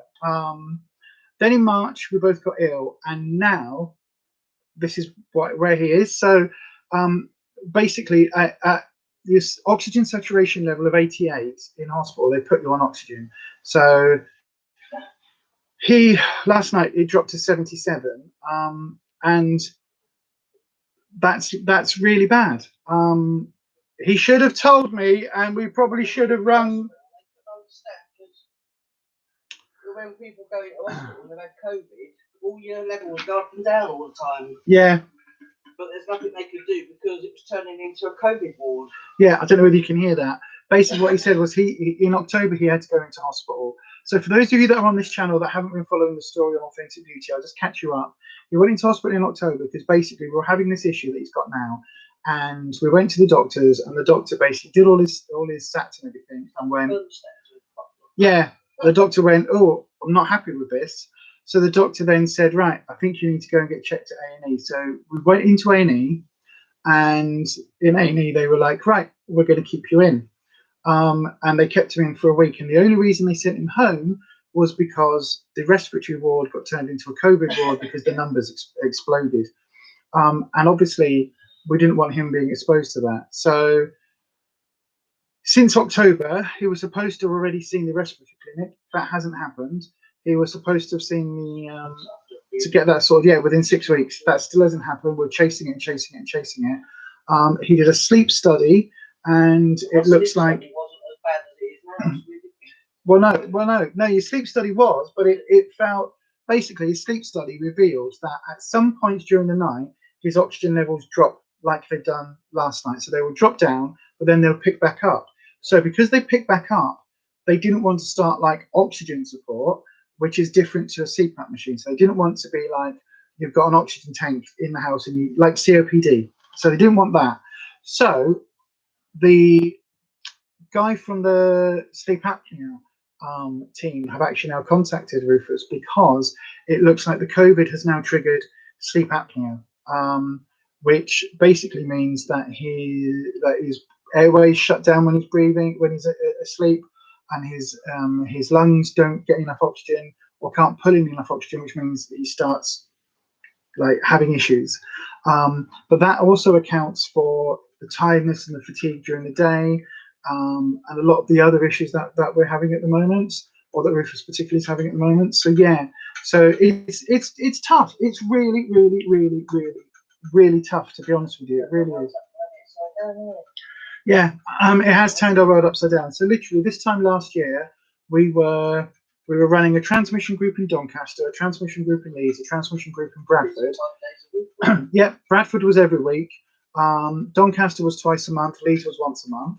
And then we also had a lunchtime group once a week in Bradford. So there were 2 groups in Bradford. I did a walking group in Bradford. We had a food bank that we basically ran. So we would go and pick up items from the main Bradford food bank, and then our service users could apply to us for food bank support. So they would get food bags, and so that would be another day that would be on the run and on the go. We also did Pride season for about eight weekends in the year. We would do Pride events where we would stand on a stall selling badges and beanie hats and flags and all of that sort of stuff. So we would do all of that. So we did not stop. We literally did not stop. We had all of that going on. We also helped fundraise for the food bank and support them by sort of just doing little events and things. So we literally just were on the go virtually 6 days a week. We were out of the house doing something for Transmission. If you don't know, Transmission is a trans and gender variant support organisation that I set up 6 years ago. And yeah, we ran groups everywhere. We were completely unfunded, and we did everything, and it was absolutely just ridiculously busy. So yeah, it was good. but it was a lot of work and it took a lot out of us. But we did it. We did literally 6 days a week, unpaid and largely at our own expense in terms of paying for fuel and things. Occasionally would take a bit of petrol money out of the kitty, but generally we paid for everything. The car was doing a ridiculous number of miles because we were literally driving from where we are in Leeds. It's about a 45-minute trip into Bradford. And then we were going to Doncaster, and we'd normally go to Doncaster, although we were in Donny twice a month running an event, running a group. We'd be over there other times doing advocacy work and working with the council and the CQC and things like that. So yeah, we were over there quite a bit. And yeah, backwards and forwards, to now where we'll go out today food shopping because we dwindle down our supplies in the week to a Thursday, so that basically Thursday is our top up day, as our shopping day. And basically we already said last night, because he's not been well this week, Ruffus will not be going in any shops today. He will. I don't drive. If I drove, it would be a whole different story. But because I don't drive, and because we need to go to several shops to get everything that we need, it's literally going to be a case of Ruffus will get from the house to the car, wait a couple of minutes before we drive for his breathing to kind of normalize and everything, and he should be absolutely fine because he doesn't have major problems with that. But then he'll drive to the shops. I'll go in and do all the running around and all the heavy carrying and the lifting and things, which is fine.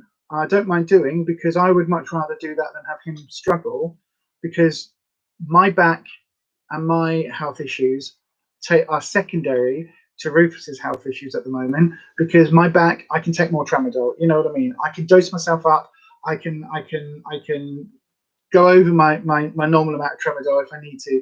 That's fine. That's not an issue. But if Ruffus starts struggling with his breathing, that's something that you can't really repair very easily. You know what I mean? There's a temporary fix for that. So I basically have kind of stepped up a lot and done a lot more in terms of shopping and stuff around the house, and think, well, stuff around the house. I don't do housework because I'm crap, but you know, like keeping us alive food wise and feeding the animals and all of that. It's very much sort of been something that I've taken on, which is great, because I would rather do it than Ruffus do something and then not be able to breathe, because breathing's quite important. You know, you know what I mean? On a scale of things, breathing's kind of up here, and a bit of back pain and wobbliness and fibro and all of the brain fog and all of that stuff. That's kind of down here somewhere on the scale. All right, for most people that would be there, and like most people's life is somewhere down here. So like I do understand. I do get that I'm a bit fucked, but it's still, I'm less fucked than Ruffus is with not being able to breathe from, you know, walking from one side of the room to the other. So yeah, it's tough. It is really tough. And I've seen in the chat talking about people that are non-believers. Seriously, like I have a little bit of sympathy for non-believers. To be honest, I do have a little bit of sympathy, because at the beginning of March, we were in transmission and we were in Bradford, and it was literally maybe 2 weeks before we both got poorly. Oh no, would have been the end of February, so virtually a year ago. And one of our service users said, "Oh, have you seen there's this virus in China?" And we were like, "Is there?" Oh, and she was like, "Yeah. So it's going to come in. And it's going to, like, we should all get prepared." And I had this conversation, and I was sat there and I was saying, right, well, I get what you're saying, but I don't think you need to worry, because it's a bit like H1N1, the bird flu, and swine flu, and like that you're only 22, 23, or 25, whatever. And like I'm old, so I've been around with swine flu and bird flu and something else flu and something else flu, and you know, all the various variations that we've had, one after the other after the other after the other. It was like, you know, none of those were really a pandemic, and they were bad, but we got through them. And actually, you know what, I think there's a lot of scaremongering, and this will just be like another one of those that a couple of people, it might be like, it'll be about, and then we'll all get a vaccine and everything will be fine, or you know, it'll just be like a flu and then everybody will be fine. Boy, was I wrong! Boy, was I wrong! Jesus, I literally, I remember, and I talk to her all the time because of doing the transmission, but also we're on a same Minecraft thing together, so we chat quite a bit. And I keep saying I was wrong, wasn't I? Like, do you remember when I said that? Oh, this will be like H1N1, bird flu or swine flu. Do you remember? Do you remember? And I was like, oh, it's fine, don't worry about it. And actually, so yeah, it's tough. So for all those people that say that, you know, but bird flu, to say that COVID isn't, you know, oh, only 1%, it's only 1% die. Flu's got a higher death rate than that. It might have, but for those of you that don't die of flu, you don't end up 11 months later struggling to breathe like Ruffus is, and that is the real truth of it. That is the real truth of it. The truth is that, you know, we're both buggered since having COVID. We're both poorly, and yet we didn't die. We're not a statistic. We're not part of the 110,000 or 160,000, depending on how it was. Belinda, I'm really glad your test was negative. I've just seen that you had swine flu. Oh my God. But this is it. See, this is what I'm saying.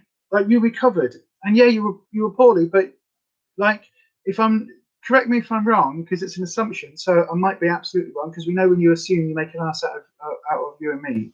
Is that right? Yeah. But people recovered. For those of you that didn't die, people recovered from swine flu, and I'm not in any way, shape, or form belittling those that did pass.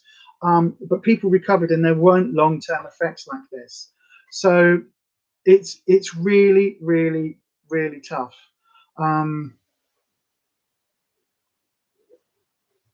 Yeah, absolutely, Little Miss Budget.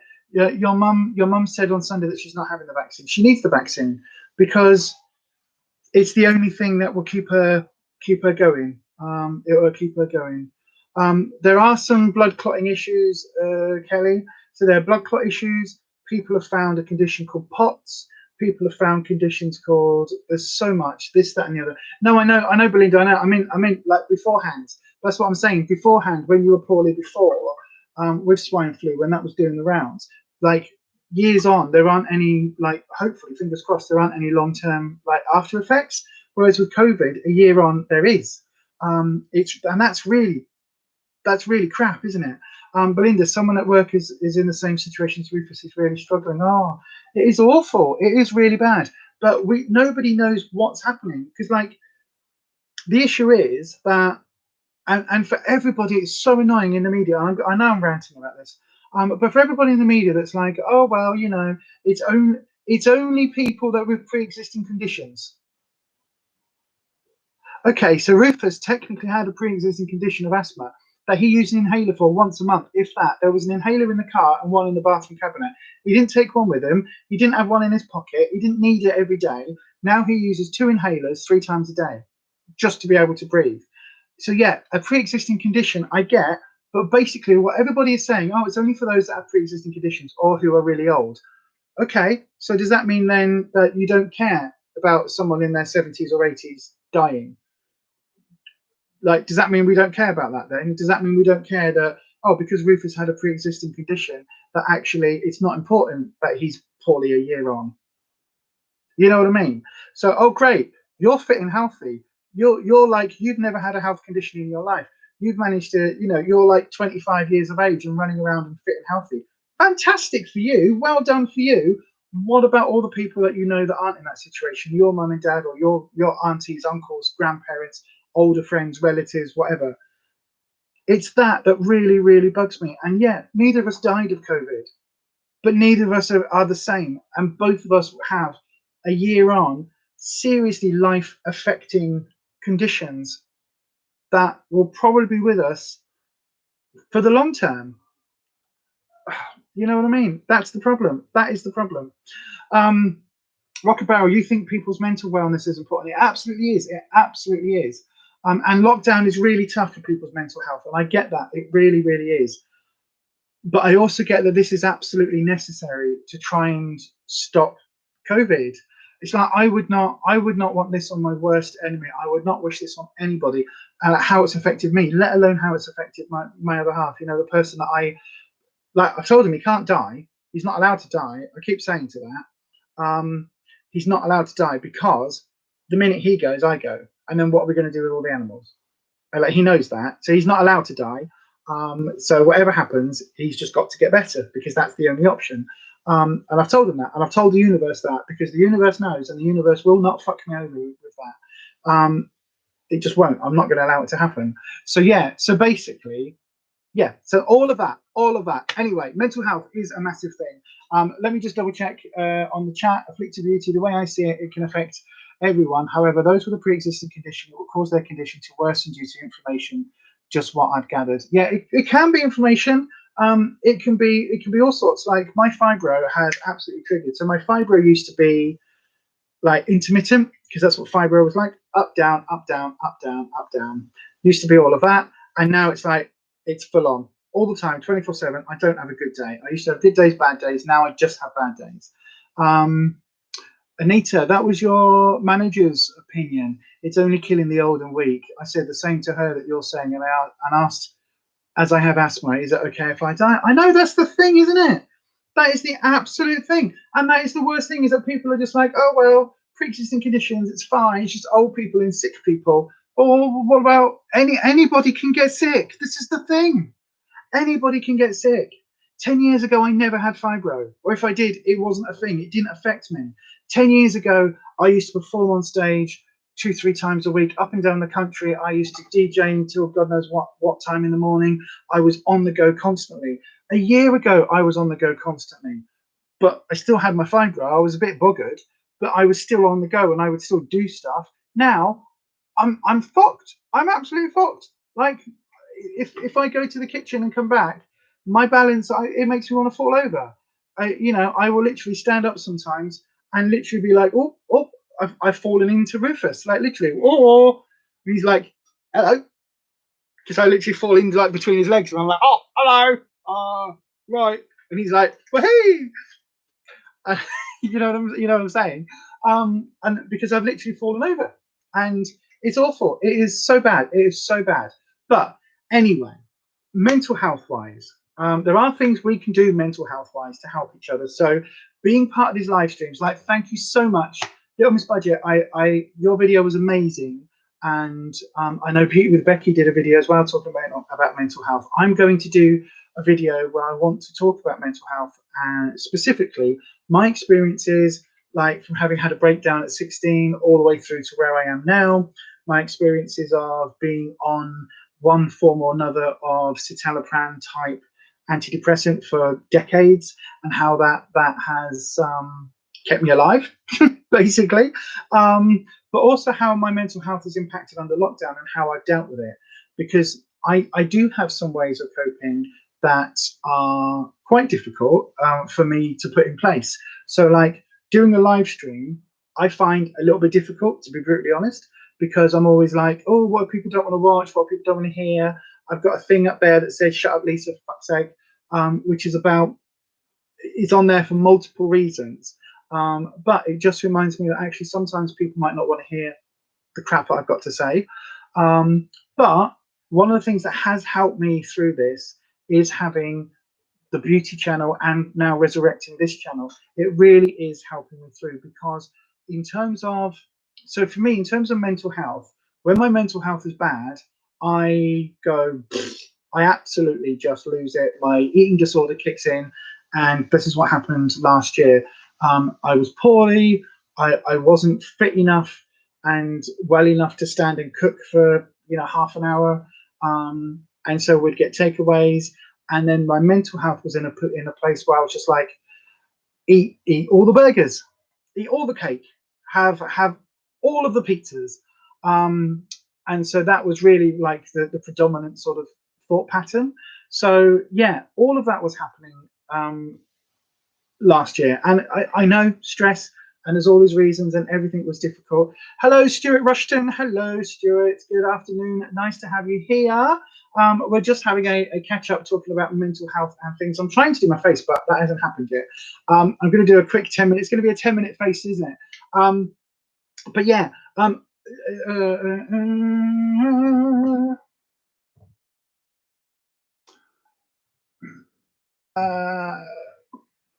Kelly, you say that the problem is that they didn't lock down the UK fully from the start. I kind of agree. I do kind of agree. I think it was difficult, but I think that, you know, I would not want to be a politician during this pandemic. I would not want to have to sit there and make those decisions, because what do you do? You know, some people might get ill, but we don't know yet exactly what's happening. If we shut down the borders, the economy's dead. What do we do? You know what I mean? It's kind of like that juggling effect is really tough, and it is. I would not want to be in that position. Don't get me wrong. I think Boris is an absolute fuckwit and a C word that I'm not going to use on here. But I think Boris is an absolute twat. I think he is like the worst of the worst of the worst. The fact that he was on a news, the fact that he was the fact that he used Captain Tom's death. Oh, well, Captain Tom, we want to, you know, send our thoughts and dreams to his family, but he supported the NHS, as do we. And fuck off, Boris. You drew up plans to sell it to the Americans. You drew up plans. If it wasn't for COVID, NHS would have gone to the Yanks by now. We all know that. We all know that there were plans in place. Like the preliminary reports have been leaked. Say it wasn't on the table as much as you like, but when you were having discussions with Trump, and Trump was saying if we do any kind of trade deal, the NHS needs to be on the table, that would have taken precedent. No matter how much you blew smoke in our faces and smoke up our asses, telling us that it wasn't going to be that, you also told us that the NHS would have £350 million a month, or was it a week, after Brexit. Has that happened? Has it, buggery? Boris, you're a twat. But yeah, so the fact that that guy was using Tom's death to try and say, I stood with Tom. No, you didn't. You didn't give a toss about that man. You don't give a toss about any of the ex-service people. And I can say that as from somebody who's a family of a service family. And you do not give a flying about any of us that have disabilities or illnesses or that are struggling with COVID. You really don't. You don't. He's a twat. But anyway, enough of that. Not going to talk about that because it's getting me angry, as you can see. Is that a bang bang, Kirsty? Oh dear. Wow. Hi, Stuart. So you're Little Miss Budget's cousin. Oh, you're the one that picked up Little Miss Budget's mum. Oh, nice to have you. Nice to have you around, Stuart. Oh, fabulous. Yeah, we've chatted about Little Miss Budget's mum. So hopefully, really do hope that she's doing okay. And I know that you've been really supportive. So I know that probably Ness does say it, but just in terms of all of us here that kind of care for Ness as well, because we do all care for each other here on this channel in our little community. Thank you so much for helping support Vanessa and helping support Little Miss Budget in everything that's happening, because I know that I know how tough it is to be going through what is happening with your mum, because obviously we've been there with my mum. But yeah, lovely to have you here. Strange presence. You like the C word too much to use it on Boris. I don't mean coffee. I don't mean coffee. Not that C word. Not Costa.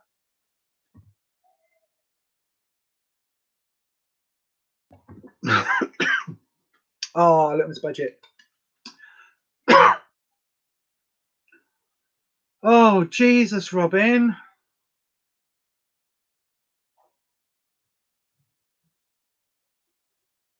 Your nan has tested positive now. She's got MS and early signs of dementia, so it's really hard on her. Oh, just again, fingers crossed, our hearts and prayers and everything go out to her. Absolutely, a heart goes out to her. I'm so sorry to hear that. I hope she recovers. Yeah, I don't even know what to say. But yeah, I really do hope she recovers. I hope that she's got some help. I know that if she starts feeling the grotty cold and flu type symptom things that come with it, and the cough and things like cough medicine, syrups, lozenges, all of that, absolutely all of that, send her way, because those can really help with the symptoms. If she starts having problems with her breathing, tell her if she starts really struggling, get on the phone, get the ambulance support, because these days the reason that the death rates are horrendous in the UK at the moment, but that's yeah, but so I do know that the figures are still really high, but actually comparatively, compared to the number of people that are testing positive, the mortality rate is relatively low for this. When COVID first came out, people didn't know how to like when to intervene, how to intervene, and unfortunately now, because it's been so bad over the last year, people now do know.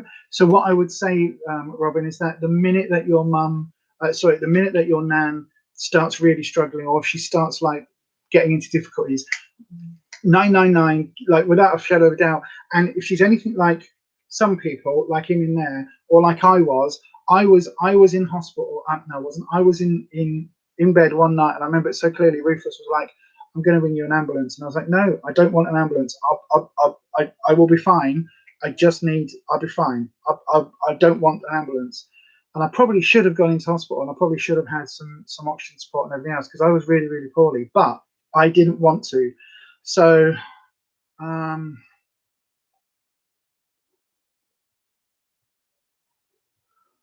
as far as you're aware, the main issue she's having is the limited visits from her carers. She's in an assisted living place. She called them to say she didn't want to be in her wheelchair anymore. I wanted to go to bed instead. She was in bed when she said this and argued with the carer that she wasn't. Oh, okay. Also, don't forget though, like COVID can cause brain fog and confusion in and of itself.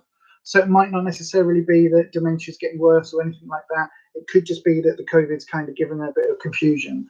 But yeah, like absolutely fingers crossed that she does okay. But literally, like if you're checking in and obviously the family are checking in and all of that, if you get the suspicion that she's starting to really struggle, don't hesitate in ringing for an ambulance, or ringing 999 and getting their advice, or ringing 101 and getting their advice, because absolutely, like, it's needed.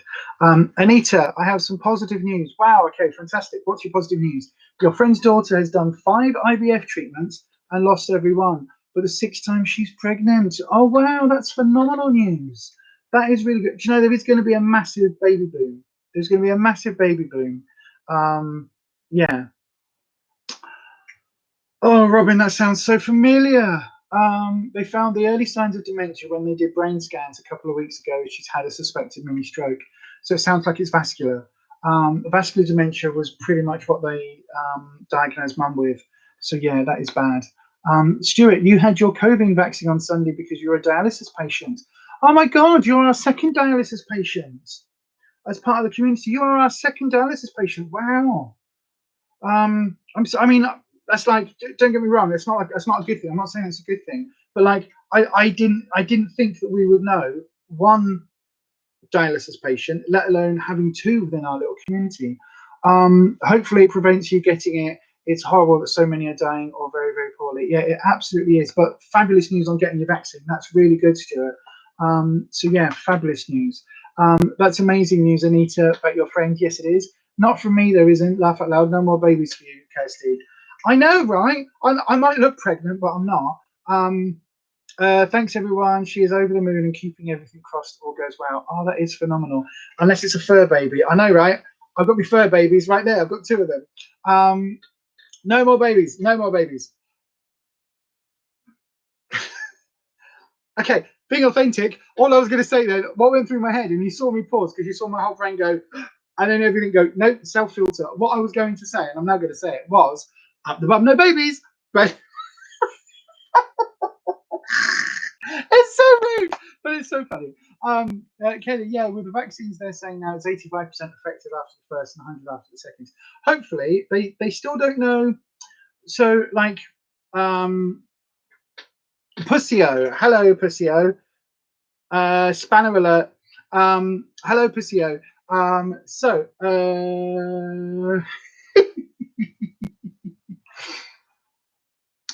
Kelly, our numbers here must be going down though, as the schools are meant to be going back before the end of the month. I'm not sure how I feel about it. To be honest with you, the schools going back is a bit of a weird thing. That is a bit of a weird thing, and I'll tell you why. The numbers actually aren't going down for the general population, but because they've got a massive, thank you very much, because they've got a massive, like they've vaccinated a lot of the over 80s, the most at risk category are kind of there with the vaccines. So I think basically what the government are like is like, well, actually now, like the worst category of people that are going to pass are actually oh my God, Robin, it's so cute. Louis is putting a hat on a baby doll and giving it a bottle. Oh, that's so cute. Yeah, so like the worst cases, the worst, most vulnerable group are now all protected. So let's just open up everything back up, and like those people are going to be fine. Yeah, fantastic, thank you. So yeah, so you know what I mean. That I think is the mentality of it. It's really weird, isn't it? And I know the pressure is to get kids back to school, because if you aren't a key worker, how the hell do you cope? Like if you've got 2 or 3 kids at home and you're not a key worker, you've got your kids at home all day. Like that's tough for you, but it's also tough for the kids because they haven't got the socializing and the proper education. But also, like that means a parent has to be off work, and not everybody has jobs where you can work from home. You know, I'm lucky in terms of the mental health groups that I do, in terms of all of that. I'm really lucky that actually I get to, you know, I can do it by Zoom. So I don't have to get in the car or get on a train and go across to Bradford and Skipton and go and run groups. I can do it from here. And I'm really, really appreciative of that. And I know how lucky I am to be in that situation. However, I know a lot of people who are, who you know, they work in a supermarket. You can't work in your supermarket job from home. It doesn't work that way, you know. Or you might work in any of the retail sector that is still open. You can't do that from home. So how the hell are you supposed to do that? So I understand that they're trying to get the kids back in school because it helps with the economy, and it helps put, you know, people that are potentially going to lose a job if they stay at home looking after the kids and all of that. But it's tough, isn't it? It is really tough. I do get that. Yes, I agree, Belinda. Kirsty, that's ace. He's got an imagination, that kid, not sure where he gets it from. I've got no idea where he gets it from. No idea where he gets it from. Oh, hi, Louis. Hi, Louis, my friend. I hope you're doing really well, Louis. Are you having a good day? Are you having fun? I hope you're having fun, Louis. I really do. Hi, Louis. Are you waving at me? Are you waving? Hi, I'm waving at you. I'm going to wave slower so my hand doesn't blur. Hi, Louis. Hopefully you'll give me a thumbs up back. Oh, bless. Kelly, they are missing out on so much not being at school. I'd be glad to get a break, though, and maybe be able to film something in the daytime when I have more energy, just concerned about the risks. Yeah, absolutely. Absolutely. Rockabarrel, you're having fried potatoes, veg, and chicken. That's good. Oh, he's smiling. Oh, that's so cute. Oh, I love kids. I do.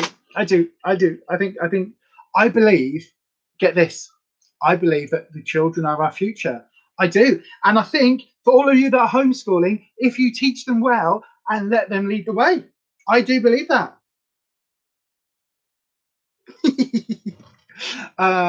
You got that wee spray to fry, the fry spray. It's really good, actually. Aldi do it for 150, and they've got a lot of different ones, but also a lot of places do their own brand ones as well. So if you're in Tesco's or Asda somewhere and a fry light is like, ooh, really stupidly expensive, just be aware there are some cheaper ones. Yes, sure, saying he's hungry. Okay, what's that? He's about to get his dinner, so he's now throwing bits into the kitchen over the game. Bless.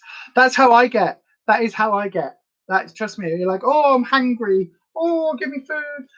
Right, let me do my face. I'm going to do a very quick face now. Look at the blooming time. It's nearly 1 o'clock. It's literally 1 o'clock and I haven't done my face. Right. Okay. Kirsty gets the oldie version of Fry Light. If you're lucky, Kirsty, in Aldi, they do like proper branded Fry Light quite often at 150 on a discount aisle. I think it's Aldi. It might be Middle or Lidl. I can't remember. But yeah, they do that. I really like it. Definitely check out the aromatic one, the one that's got the garlic, ginger, and lemongrass. It's one that they've done for a stir fries. It's amazing. It's really, really, really yummy. Really yummy. 10-minute challenge, full face Mark 2. I know, right?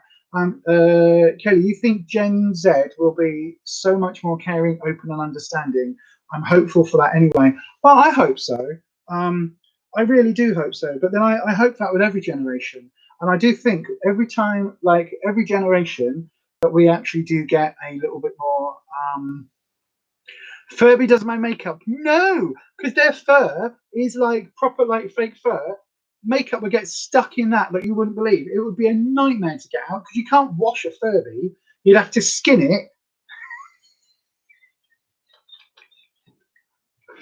You'd have to skin it, wash it, and then put it back in. No, not going to do it. But if I find online, so McDonald's used to do like Happy Meals. Well, they still do Happy Meals. But back in the day, back in the Furby days, they did some like, I think they were like fur babies or something they were called or something like that. And they were basically like, you know, the little standard, like the little narwhal there. They were like the little plushy things. Oh my God, Glossybox, everybody, has started a live video on Instagram. Let's go over now. No, don't. It's just like ridiculous. Oh, don't even get me started. I'm doing a Glossybox video, by the way. I'm going to film that this week. There will be a Glossybox video coming up with my thoughts of February's box.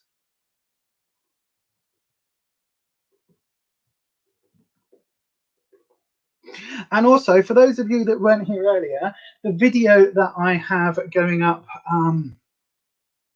that I have going up today on Authentic Beauty is my latest in beauty surprise drop bougie high-end picks. My Anita, you'll have to watch the video.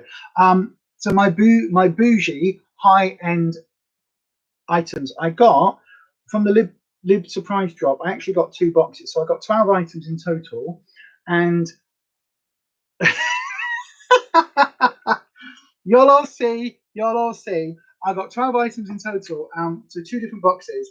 The high-end one turned up on Monday. Actually, I could have filmed it. It could have gone up earlier, but it literally arrived. Like, I got the email that morning at 9:20 to say it had been dispatched, and it actually was on my doorstep at 11:30 on the Monday. So yeah, it was phenomenal. But it's filmed, it's edited, it's up. I haven't, and it's the one going up today. So yeah, absolutely. Yeah, Kirsty, did you? I'm ignoring all of your comments about it because you'll see, I've got a way of doing it. Kelly, you got a smack on the bum. Well, no, you need a. I was like, you got a smack on the bum from Glossybox. What? No, you need a smack on the bum. You ordered a Glossybox. That's all right. If you like the items, as I said, I've also cancelled my rocker box. Just because I've looked at all of my makeup. I don't need any more makeup, and I've looked at all of the skincare, and I don't need any more skincare. So I'm even thinking about cancelling my my latest in beauty or like maybe not, but maybe only having like, I don't know, maybe thingying it, maybe pausing it for February because there's nothing I really need. And obviously with 2 boxes coming from with my 12 items coming from the surprise drop, that is a lot. I know, right? Look, there's Rocker Barrel sat in the chat. He's like, oh my God, they're talking about makeup now. Oh, you think Boy George has got a new album? That's cool. I don't know. I used to be a Boy George fan, but recently, like, it's that thing of never meet your idols. I have been lucky enough to meet quite a few of my idols. Yeah, Boy George was one that, let's just say, I saw sort of the reality compared to what he was putting out at the time about like his lifestyle, and the reality and what he was saying publicly was so different that I was like, well, maybe a little bit jaded. And then I met Mark Almond, and Mark Almond, I was just like, oh.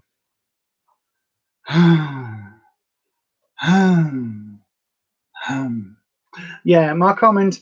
I mean, to be fair, I met him just before he was going on stage at an event, and I asked him for a photo, and I did that gushing fan thing where I was like, "Oh my God, you're I'm so like so happy to meet you. Like, your music got me through like my teens and coming out and all of that, and oh my God, like it's so lovely to meet you. I'm so happy. Oh my God, look at that. Oh my God." Little Miss Budget, if you go to one of my Authentic Beauty videos, in fact, the video going up today, there is a refer a friend code for Lib I think it gets you 20% off your first box. So if you're only ordering one box, it will save you, what, I think a couple of quid. So yeah, have a little look for that. Or on a half price deal, as Kirsty said. Are they still doing that, Kirsty? I thought that was only a limited thing. Have a look, Little Budget. Have a look around on the net, because there were some. Yeah, be careful. Some of the half price deals will be half priced. How does this work? So there was one that I think it might actually be the one that I joined on. There was like a 50%. Did I come through Diary of a Beauty Geek? I might have come through hers. But there was one where it was like, say 50%, but it was like a minimum 3 month rolling, or like a minimum 3 month, like you had to be with them for 3 months to get that deal. There were other ones that were like, the only code out just now is free delivery, so £12.95. It's on your blog post if you want to use it. Yeah. Have a look on Kelly's blog post, but also if you go to my channel, the 20% deals on there as well, on the savers list. So just click to where it says show more, scroll down, and it'll be on there. And there was that 50% one. It was a bit like, what did I nearly get? So I nearly got suckered into Birchbox again, because Birchbox was like, oh, there's something, and I was like, yes, go for it. And then it was like, this only works if you, I think it might have been on Kirsty's channel actually, because I think I remember saying to you about it. It was like the discount was really good, but only if you signed up for the 3, 6, or 12 month like rolling. If you just wanted the monthly, there wasn't the discount. Box of, oh, hang on, I've got box of Garth. Has anyone ordered the Valentine's box of Garth? I decided not to, but it looks really interesting to see what's in it. I haven't, because I don't need any more bits. However, I am supporting box of Garth because I do actually have a couple of items from her here actually, which I'll show you. I was going to do as a little added part of the haul video, but I don't actually have any other bits coming that will kind of suit it, so I'll show you. I got a couple of I got a pentagram candle holder, just one of these little woody ones, and then I got a 3 moon candle holder, one of these ones, and then I got some spell candles, which was really lovely. So yeah, really happy to have those. And then she just sent me a little thing. But she sent me a little packet, and in here was the moon necklace that I wore in a video a couple of videos ago on the beauty channel. The little moon thing on a string. Really good. So I didn't want a full box because I don't need a full box of stuff, because I've got so much stuff, so much clutter and collections of stuff, that I just don't need that much stuff. But to be able to pick up odd items that I was looking at, I was going to get one of the little the cauldron money boxes, but then they went out of stock. But yeah, so for me, I love Box of Goth. I love the ethos, but I tend to only grab little bits out of them. There you go. Oh, she's got an offer at the moment. Individual items. Every order gets a free cat mug. Oh, I might have to have a little look. Thank you for that, Robin. Finish my Mark Coleman story. Sorry, cover button. Hello, cover button. Nice to see you. Sorry again. This is where my brain is in terms of ADD, ADHD. Yes. So when I met Mark Coleman, he was on stage. He was just about to go on and perform, and I went up and did the whole kind of, hello, nice to meet you. And I said, can I take a selfie? Do you mind? And he was like, okay. He was stone-faced the whole time, like literally, like. And in the photo, I'm like, and he just was very cold, very like, and like I'm like, when Vanessa did her video and she talked about like the fact that me and Kirsty were being so supportive, that really touched me, and I was having a little tear up. The same when Kirsty did her like thing and talked about me in the video, and when when Becky did her little thing, her video about mental health, and she talked about like she did a little drop in, a little name check of us. It was so touching. I was so touched. It was like, oh my god. The same when you sent me those face masks, and when Ellie sent me a little parcel, it was like, oh my god, this is so touching. Like, thank you so much. It's amazing, right? Absolutely amazing. And So for me, like, I can't imagine having somebody come up to you and go, oh my God, like, wow, you were such an influence in my life. Thank you so much. Like, you've been a trailblazer. Wow. I can't imagine somebody just being like, okay. Now, I don't know, to be fair, whether it was just that's how Mark Coleman goes, and he's like that when he is ready to go on stage. So I don't know whether that was like he was in the zone and he didn't want to be like distracted. And because I was hosting the event, I was in that bubble, so I was able to kind of do the whole fangirl thing. So I don't know whether it was that, and actually that's just how he is pre-performance. Because when he went on stage, he was literally like he's on. He was phenomenal, and I was dancing around, and he did Jackie, which is one of my favorite Mark Coleman songs at the time. He called me Jackie, and if I could be for only an hour, if I could be for an hour every day, if I could be. Oh, I love it, love it, love it. And I danced around and boogied and bopped and everything. It was such a bop. I loved it, loved it, loved it. But it was just this, it left me with this, oh, okay. And I get that it was probably because he was just about to go on stage and he didn't want, to be disturbed and but he could have just said that. And that was just a little, that little moment where you're just like, hmm. And I've met a few celebs, and there are other people. Kelly Lorena, who was part of, oh my god, my brain has just completely brain farted. She did. I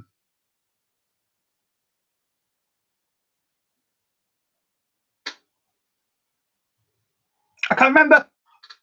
Gone. But anyway, I've met a few people. Is what I'm saying. Through the job, where they were quite famous, like Gareth Gates and people like that. When he was like at his height, I made a joke about him shagging Jordan, which was interesting. Yep. And so I love celebs, but I love celebs when they are like when I just treat them like a human. And yeah, so there's quite a few people that I've got stories basically. I've got stories from the old days, but that's for a whole other chat.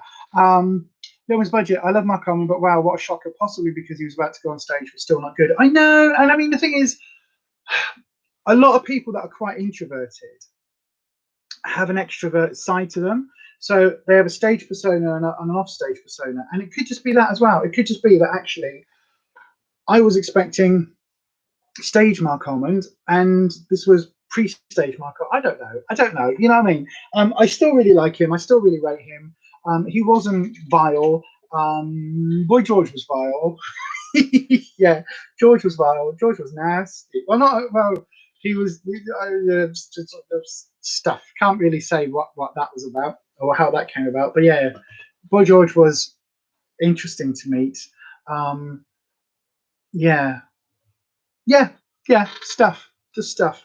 You know what I mean? There's there's so many things that I can't talk about on the internet that I just can't say. I don't want to get sued. Oh my god. Pam Ayres. Oh, I wish I looked after my teeth and spotted the troubles beneath. Or the Dolly on the Dust Cart. I remember that one by Pam Ayres. I am the Dolly on. Oh yeah, all of them, all of them. My mum used to like Pam Ayres. So Pam Ayres, if you don't know, is a poet, and boy did we know it because everything she did was rhyming, but that was just the timing. Back in the days of the 70s, when rhyming was really plenty fees. Yeah, it was she rhymed basically. She was a rhyming poet, and she did a lot of books and things, and she was quite famous for going on telly and doing like funny poetry and things like that. But she also did records because Mum had record. Mum had Pam Ayres records. Or do you want to say Pam Am? Right. No, I'm still doing. I'm still doing this. Belinda, you've met quite a few famous footballers.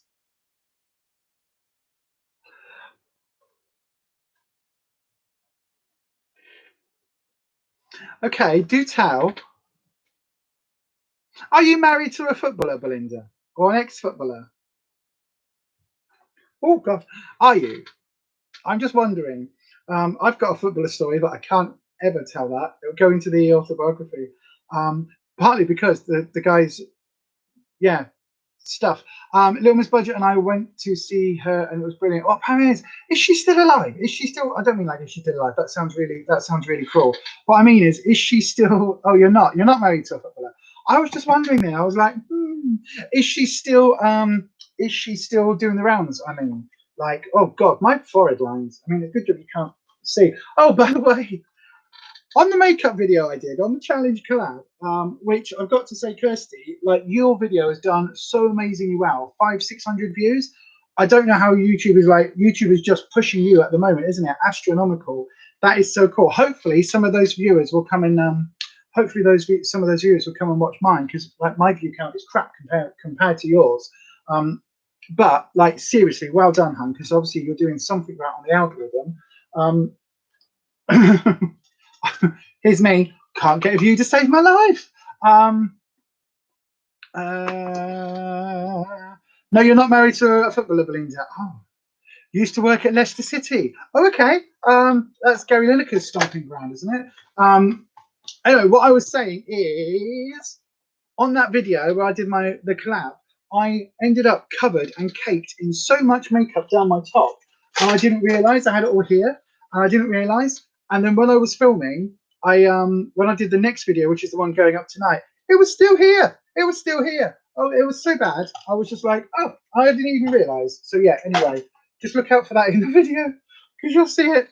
Ian McNeice is nice. He's lovely too. What? She is Lisa. Who's what? Hang on, have I lost something? Oh, she is still going. Oh, okay. That was cool. No, she was. I liked Pam Ayres though. I just thought she was quite funny, but she's very much my mum's time. You've met Sean Kelly from Storage Wars. Don't know who that is. Ian McNeice, I don't know who that is either. Oh, you met Gary Lineker. Okay, that's cool. That was hilarious yesterday. Literally an 8-hour period where I think it was coming up as a next watch video for people, because the average view time is pants though. Ah, right, okay. What is deadpan? Deadpan rocker barrel is when you are telling a joke and you absolutely. So you'll be like, there once was a girl from Nantucket. And so you just, Jack D is deadpan. So like the straight man in a comedy duo. So sometimes you'll get like little and large. You'd get like one of them being like out there, and then the other one's a bit more like deadpan. So they don't respond. It's not all like ha ha ha, wah, wah, honk honk, he he. So it's not that. Please don't anybody ever screenshot all the crap I do on these videos. I don't even care. Do you know what? I don't even care. Don't even care. Past the point of caring. Somebody did actually send me a message, and they were like, "Oh my God, Lisa, like in your videos, sometimes you're a bit like, oh, you're a bit like you make yourself look silly, and aren't you worried about what people might think of you on the internet?" I'm like, I'm 44, I'm trans, I've been around the block so many times, I am old, and I'm on this platform. Do you really think I'd give a toss what I mean? I do care what people think a little bit, but like, do you think I care about whether I look silly? Of course I don't care about whether I look silly. Silly's fun. Let's be silly. But yeah, anyway, all of that. Cover button. When you mention Pam Ayres, I think of Mike Yarwood and Ken Dodd. Never off the TV in the 70s. Mike Yarwood, he was the Impressions guy, wasn't he? Ken Dodd, I know, obviously, but yeah, Mike Yarwood, I'm sure, was he the Impressions guy? Before, not Robbie Bremner, who was the other one? There was another one, wasn't there? Did Mike Yarwood do the interviewer guy? Oh my God, Parkinson. Did he do the Parkinson one? Is that what I'm thinking of? Mike Yarwood did that. And then there was another comedian, Bobby Davro. Bobby Davro. It was like, I think Bobby Davro was 80s. Mike Yarwood, I think, might have been a bit before that. I can't remember. Mike Yarwood. Did he do, he was the Impressionist. Did he do the Michael Parkinson? Is that the one I'm thinking of? That, yeah, that's what he was famous for. If Lisa was deadpan, I'd panic. I am. Do you know what? I play, this is so geeky. I am such a nerd. I play,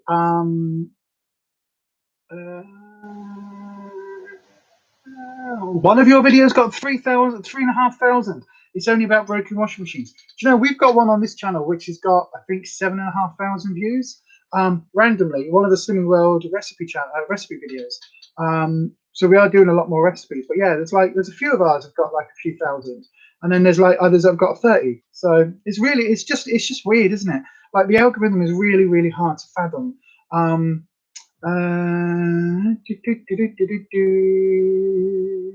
Oh yes, so that is the one. Is he still alive? I don't know. All these people from that era, because you don't even think, do you? And then you're like, Lionel, not Richie, Lionel Blair. Like, is he still alive? Do you know the one? Do you know? Oh, excited, ADHD brain. Do you know who I saw doing a live stream the other day on? I think it was on YouTube, but he's also on Twitch. Do you know who I saw? Have a guess who I saw, right? Bear in mind, I'm 44. So my childhood, I grew up in, this person was on the telly and quite famous, probably mid to late 80s, on the telly on I want to say 5 days a week. No, once a week, I think. But no, this person was on the telly on kids programming back in that time. Have a guess who I saw. Not Roy Cherry Brown. Not Roy Cherry Brown at all, Belinda. No, definitely not Roy Cherry Brown. Although he's so problematic. But you know what? Everybody from that era is problematic. But Roy Cherry Brown was very problematic. Lionel Blair is still alive. He was on the telly the other day after getting a COVID jab. Really? Oh, wow. He must be like really old. Kirsty, Timmy Mallet. Who's that? No, you're right. It was Timmy Mallet. Yes, he was doing a live stream. And he's still got the glasses upside down. He's still got a mallet. He was still doing the whack-a-day. What was it? Saturday whack-a-day. He was still doing all that. Wide Awake Club. What's that?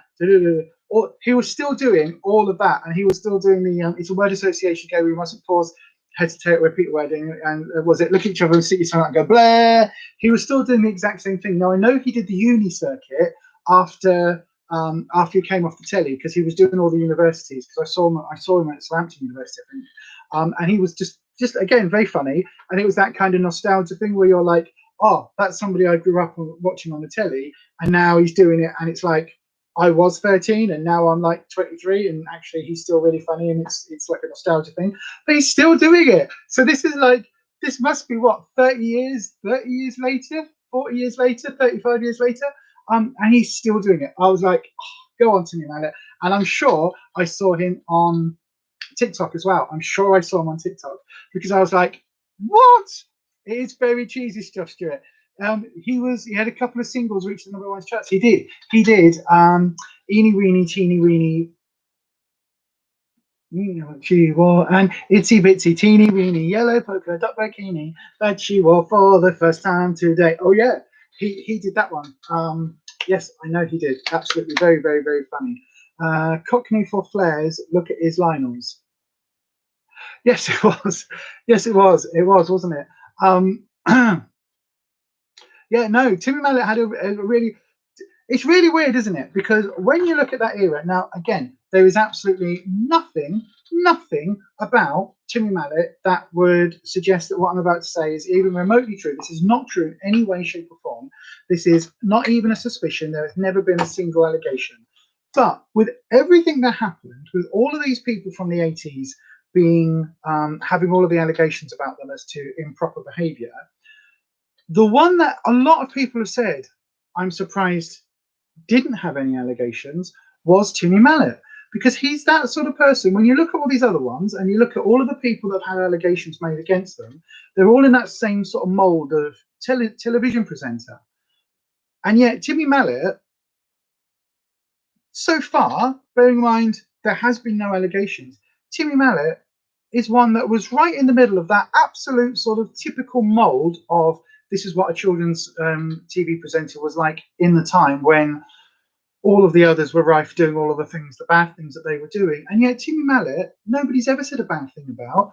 He seems to be such a pure soul, doesn't he? He seems to be like, again, I might be wrong, and I might watch this back in years' time to go, oh, we didn't know that then. But actually, there's never been an allegation, there's never been a complaint.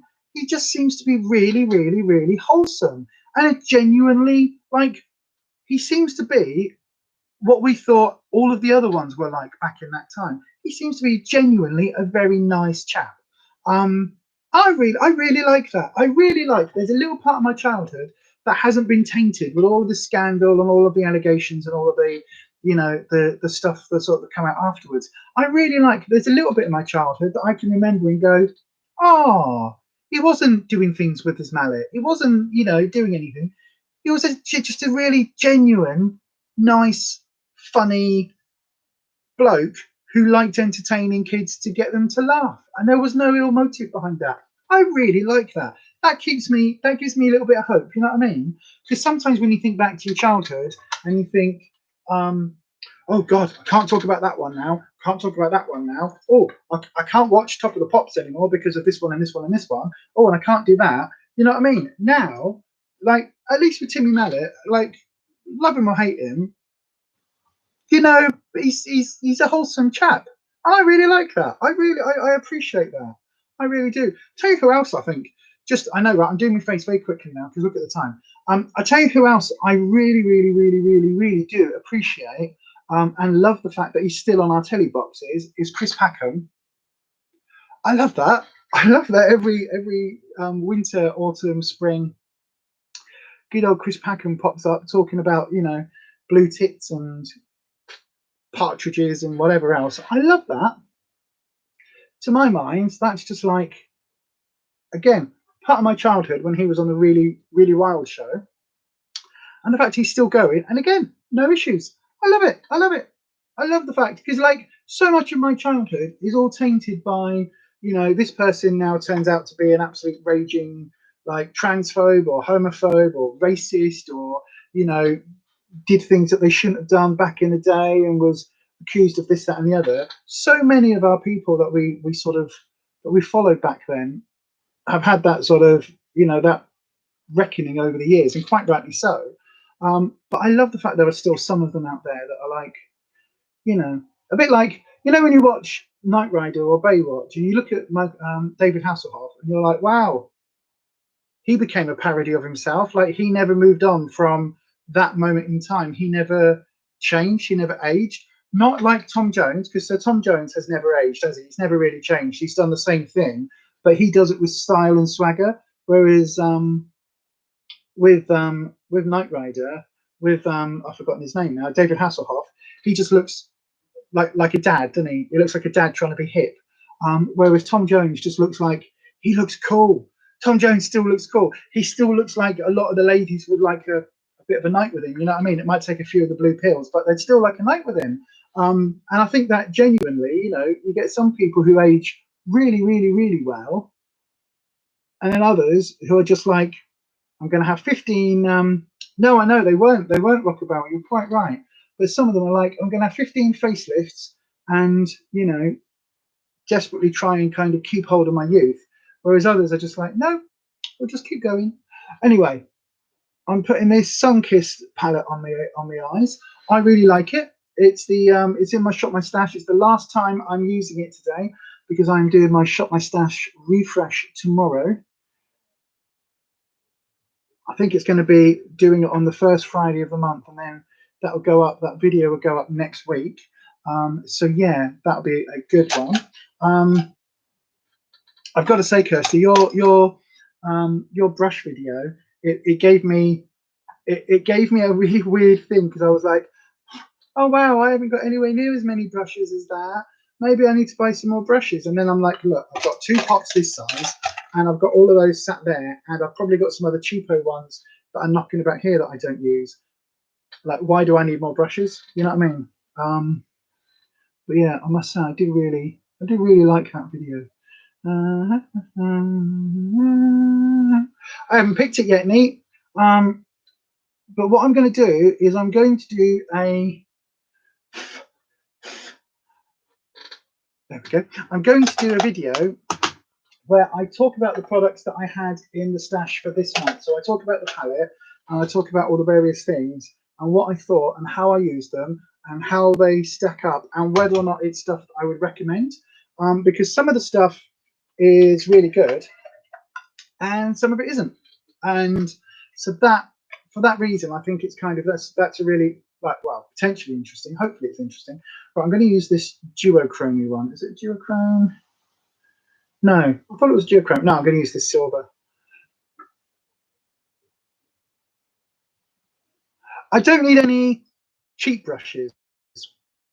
That's what I will say. I don't need any cheap brushes, but I am looking at possibly investing in some investment brushes. So I don't know whether I missed it or whether you don't have any. Do you not have any, like any MAC brushes? Do you not have like a set, or even like a half set, like a facial eye set of MAC brushes? Because when we were on stage, MAC brushes were the absolute biz. They were the shiz. They were the shiz. They were the absolute dog's bollocks, the bee's knees. They were the frog's togs. You know what I mean? They were the absolute. They tickled your pickle. They floated your boat. They raised your flag. They whatever. They were like some of the best. I don't like this shimmer at all. I really don't. But recently, I haven't seen many people talking about MAC products. Now, I know that a lot of their makeup isn't cruelty-free, so that's why a lot of channels don't cover them in terms of the makeup. But in terms of the brushes, like, MAC was the go-to for us. MAC was the absolute, that was the pinnacle of the pinnacle, the best of the best. And even to the extent where, you know, when I talked about in the Lippies video, where I've got some fake MAC, the fake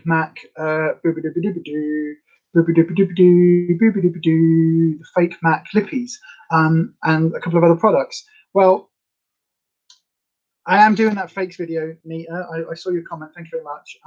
But yeah, I've got some fake, and in that set was a couple of little mini travel size fake MAC brushes. But yeah, MAC used to be that good, and I've not seen anybody talk about them. Are they still the same? To be honest with you, Kirsty, I don't know. What I will say is a friend of mine bought a full set of MAC brushes back when I was performing, and she bought them at Christmas time.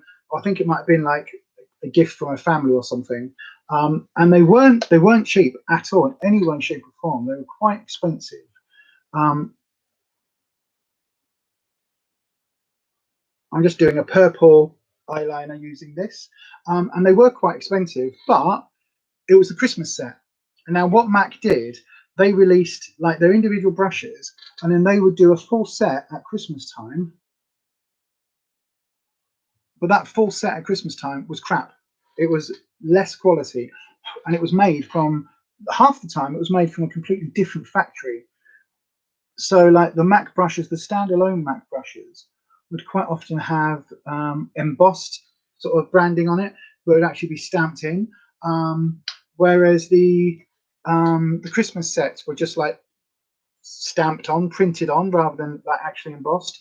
And yeah, it was one of those things that actually, like, I remember she got the brushes, and 6 months later they were falling apart.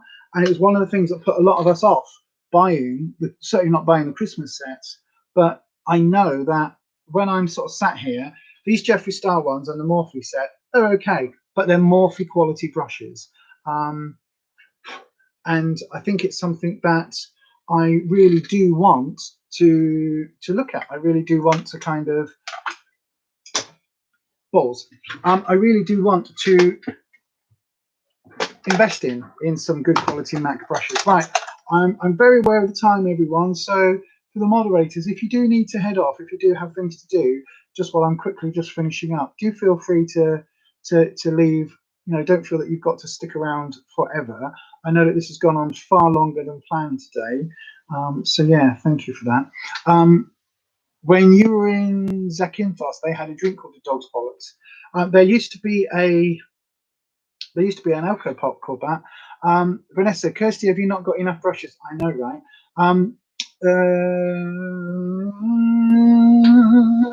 I believe that MAC brushes are good. Anita, we've talked about this before about avoiding Christmas gift sets for brushes as they're lower quality. Yeah, absolutely, absolutely. It's always handy to have backup plans. I know, right? It's true, Kirsty. It's handy to have backup plans. especially when you're talking about like investment pieces. But I don't know whether, to be fair, like back in the day, Mac was the dog's bollocks, the frog's togs. It was the best, right? They were the best. Since then, you've got Morphe, but then you've also got a lot of the other brands that are doing quality brushes as well. So I don't know whether the difference in the quality has kind of come down as the other brands, all the other brands have lifted their raised their game. So I honestly don't know. I don't know kind of what the situation is. It would be interesting to see, though. It would be really interesting to find out as to what. That's true, Rocket Barrel. It'll be interesting to find out as to what the sort of current sort of brushes are like. I probably need, after lockdown, I need to go into Harvey Nicks and have a little look at the Mac counter, because I do also have some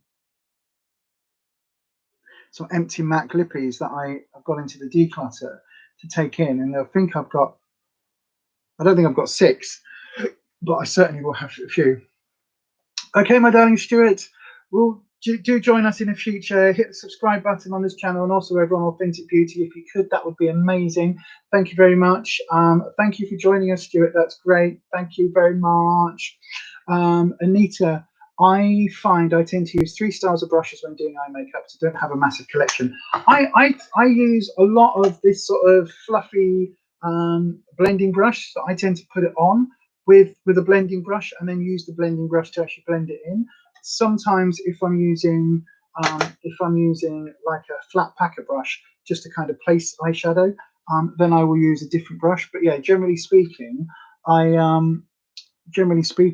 tend to use the same types of brushes, but I also know that like my brushes do get a lot of use, and they do get cleaned quite often. And so therefore, because they're used and cleaned all the time, they do actually do a bit of a they get a bit used up, is basically what I'm trying to say. Yeah, everybody's saying bye to Stuart. That's lovely. Belinda, I've bought a lot of Real Techniques recently and I like them, but never used Mac. You see, I'm thinking I might invest in some Mac eye brushes and just see what they're like. I might just go and get like maybe 2 or 3 individual ones. This is a very long live stream. Sorry, Robin. I'm very aware of that. Don't worry, everybody. If people need to head off, like just head off and go and do things. Don't feel that you need to hang around just because I'm sort of waffling. But I mean, don't get me wrong. I absolutely love the fact that so many of you have stayed for the whole call. But thank you for that. That is amazing. And I love it. And I love you all. Seriously, like it's amazing. It really touches me in a warm, fuzzy place, but not in a bad way. Right, have I got an eyeliner in here? Here's a good question. Did I have a liquid eyeliner? Oh, I've not done concealer today. Bollocks, never mind. Oh yeah, no, I do have a liquid eyeliner. I keep looking at this box going, oh, I haven't got a liquid eyeliner, but of course I do. Okay, Rocket Barrel, very nice to have you here. Thank you very much. Kelly, oh, thank you so much for still sticking around. Don't worry about having to pop off. I am trying to wrap up, but you know what I'm like, especially because Ruffus went back to bed for an hour. I'm probably going to go and wake him up in a little bit. Right, let me just.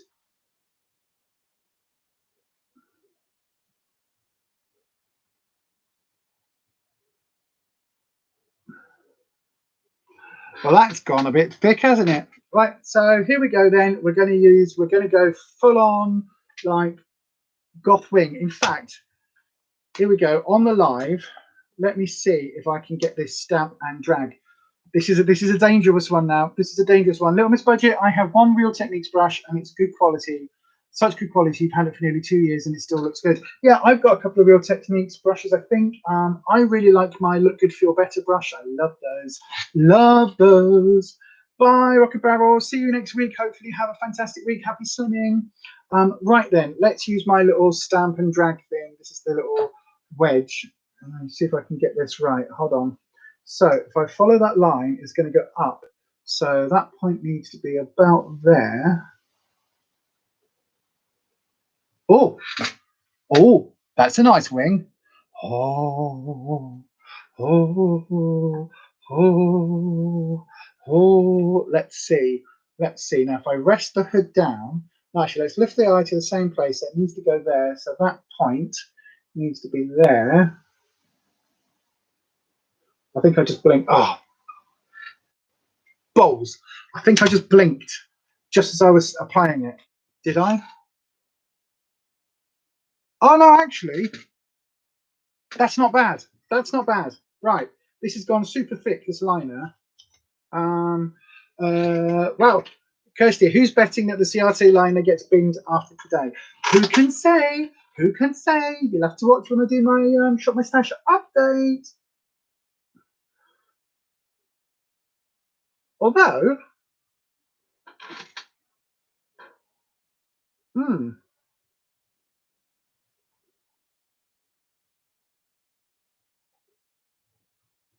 okay, okay, okay. I, I'm not mad at that. I'm not mad at that.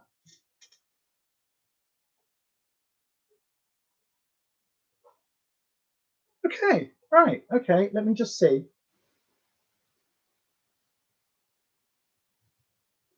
Sorry, everyone. I can't talk and do liner at the same time. Bear with.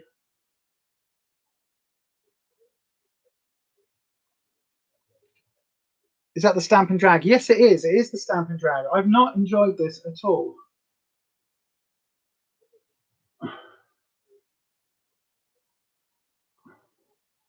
Right. Okay.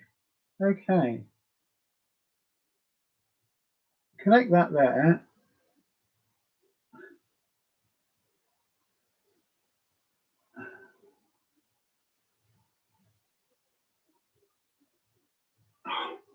I don't think I like the tip. Can you get in close to the camera so we can see it? I will do in just a second. Let me just. Here we go. Let me get the chair right in. The problem is the laptop's a little bit far away, and my tummy is pushing up against the table. My belly, my big fat tom tom. Right.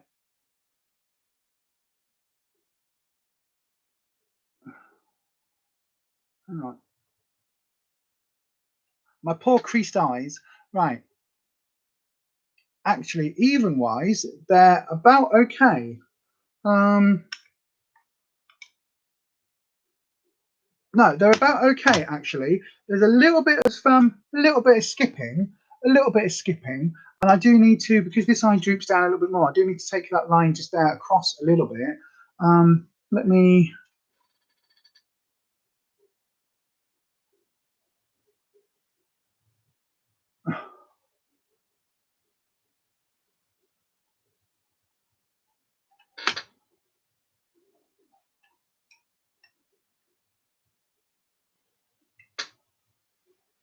Hold on, hold on. This is where. It's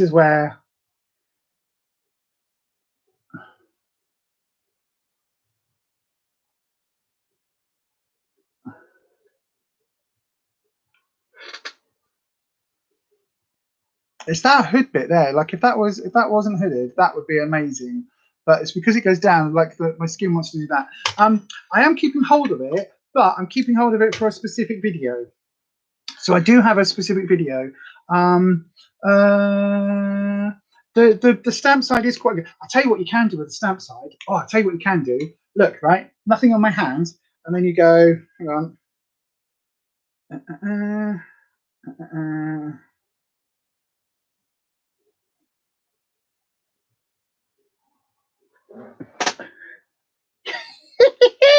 cool is that? You draw little stars really, really easily. I mean, that's the point. So it's supposed to be that way up, and it's a bit crookedy. But look how cool that is. Look how cool it is. So if you wanted to do one on your eye, you know, like where there was the fashion, wasn't there, where they had the stamps with the designs on. If you wanted a big star on your eye just there, you could do that with this really, really easily. It's so cool. I love it. It was so cool. I was like, oh, look at a star. Pain-free tattoo, exactly. And if you just use so a little bit of your, here we go, look, how to do fake tattoos. A little bit of your powder. while it's still wet, we used to do this when I was on stage. So basically, you've got your design, you do it, and then when it's still wet, you just powder over the top of it, and then it looks like it's under the skin. I know, right? So if you want to do like a little love heart or something on your eye and have it look like an actual tattoo, do that. Put a bit of powder on the top, and it completely fades down. It's amazing. It's absolutely amazing. Right? Okay. I am rapidly going to finish up because I'm aware of the time, everybody. Thank you so much for everyone who's like still here. And thank you to the spanners. Obviously, honestly, if you've got things to do, everyone, like go off and do them. I don't mind. I'm just going to like finish up here. Bit of mascara. Got to be a bit of mascara, ain't ya?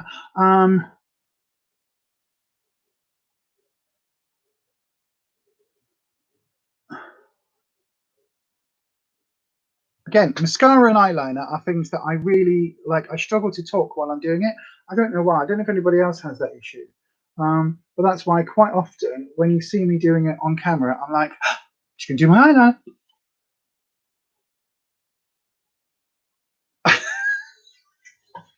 I know. Neat. You should put it on your face and then your boyfriend will really freak. You've been out to Tesco to pick up your bank card you left there yesterday during my life. Ah.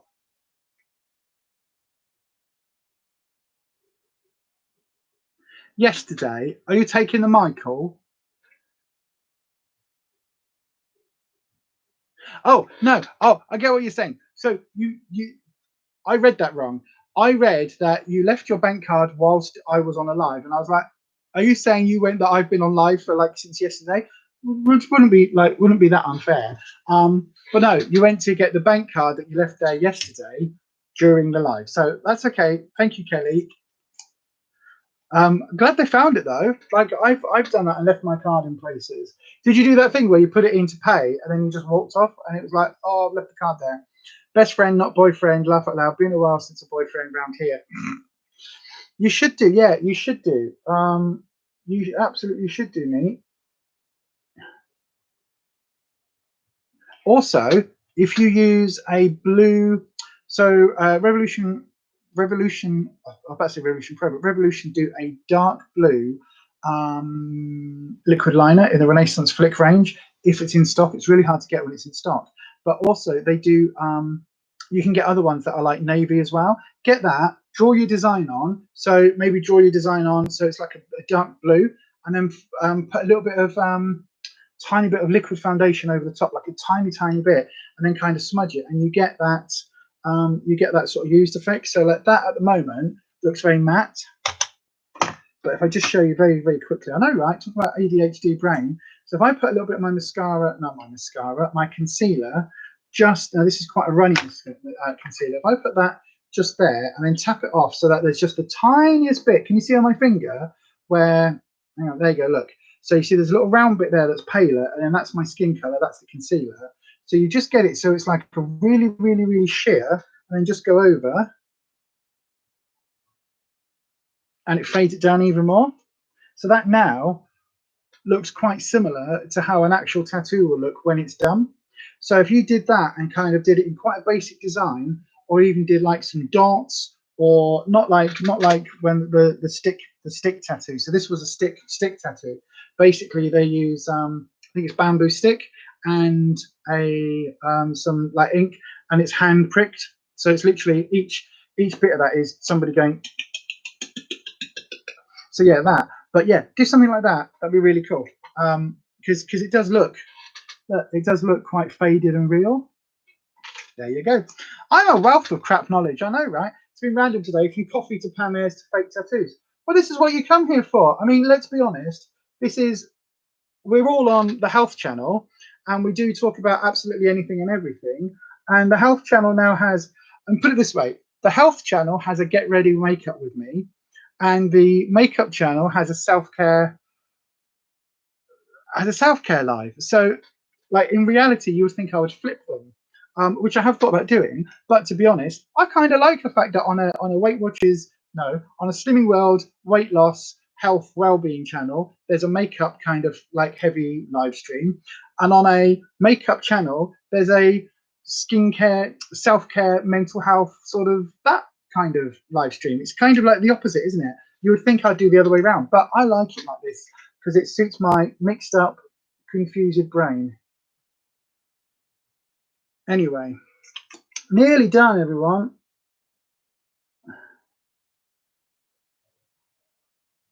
I'm talking so much that my mascara is drying up as I'm trying to put it on, like on my eyes.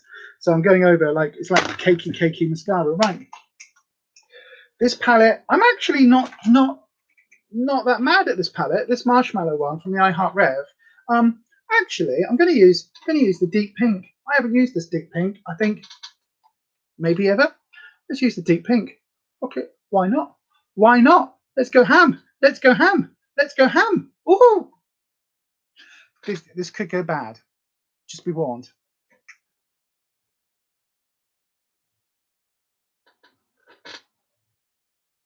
Oh, Belinda, you'll miss us. You'll miss. Well, I'll miss you all as I'll be back at work next week. Oh, well, congratulations on heading back to work. But also, Kirsty's live on Friday, 8 p.m. UK time on Making It Up.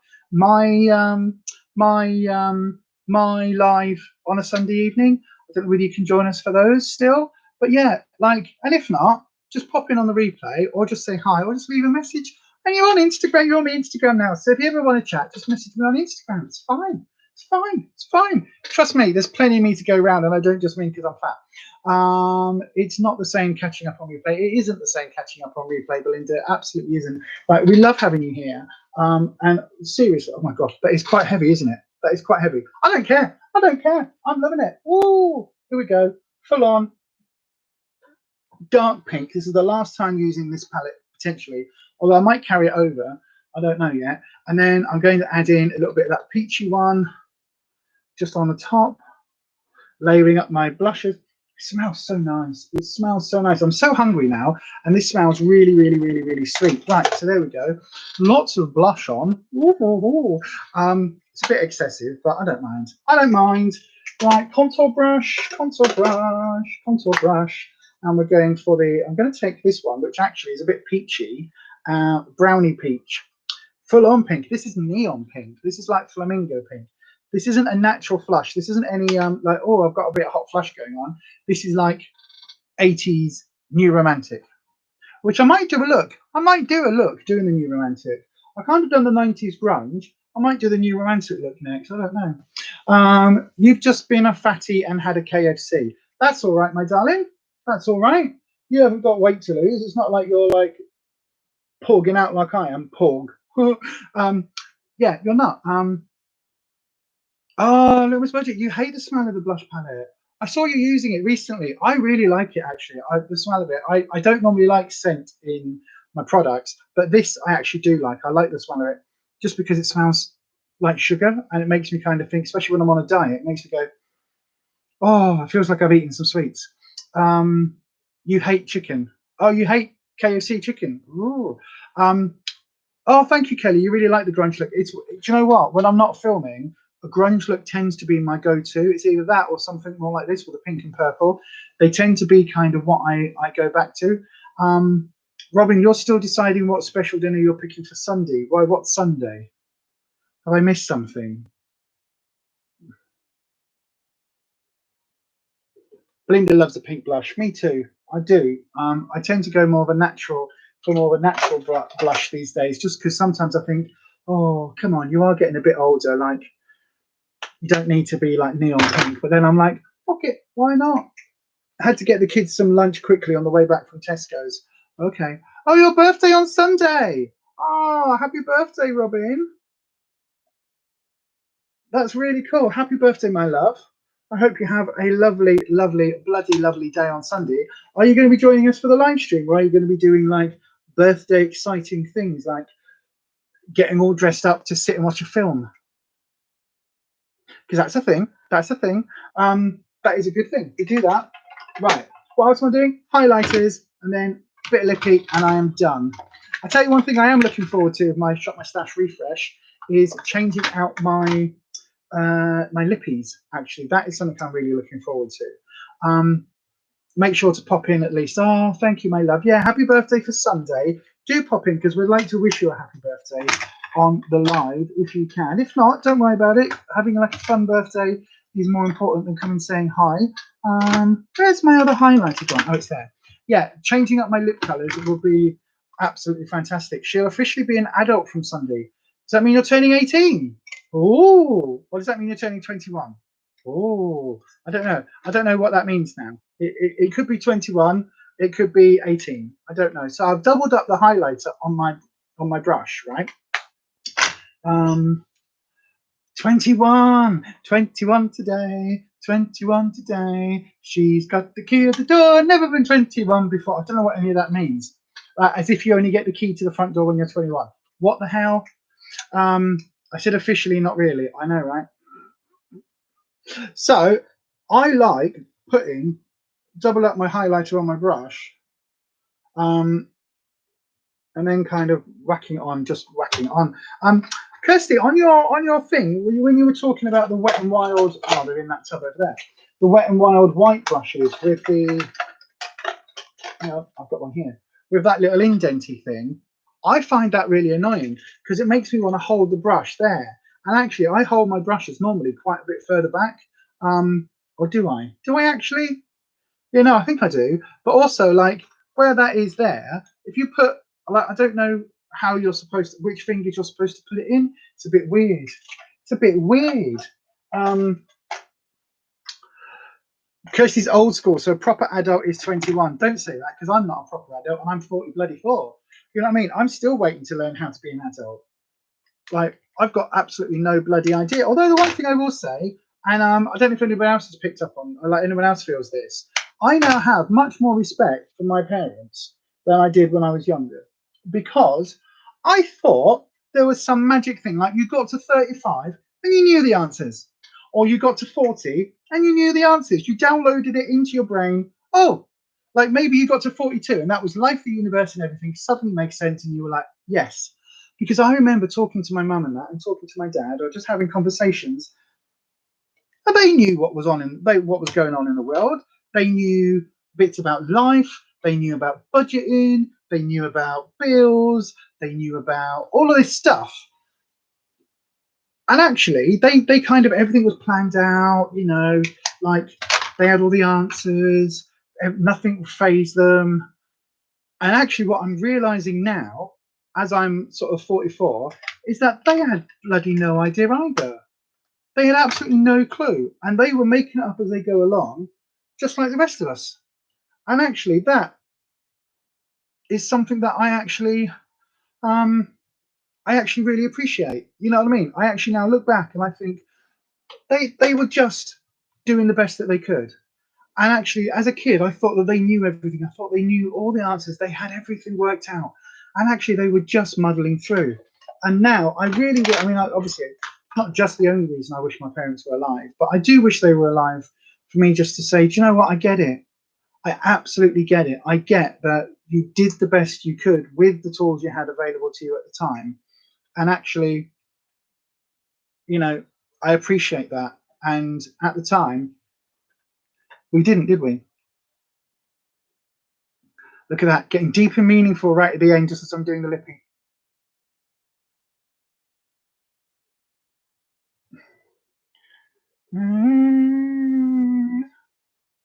One thing I will say, everyone,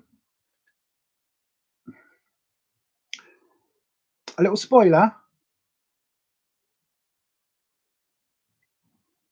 but these, a little spoiler, but these Catrice Generation Matte lipsticks, absolute thumbs up. Absolute thumbs up.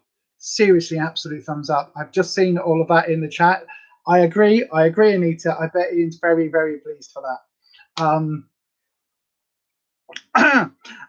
And we're not getting into that at the end of the live. But yeah, heartily recommend the Generation Matte Catrice lipstick, everyone. If you're looking for a liquid lipstick that goes on really nicely, got a bit of a scent, but not too overpowering, really nice feel on the lips, dries down really nicely, and actually really like quite long wearing for a liquid lippy. Dries down matte, really, really good, really nice lippy. But that is just about it, everyone. Look at that, we've hit the 3-hour mark. Bloody hell, that is ridiculous. Thank you so much to the spanners.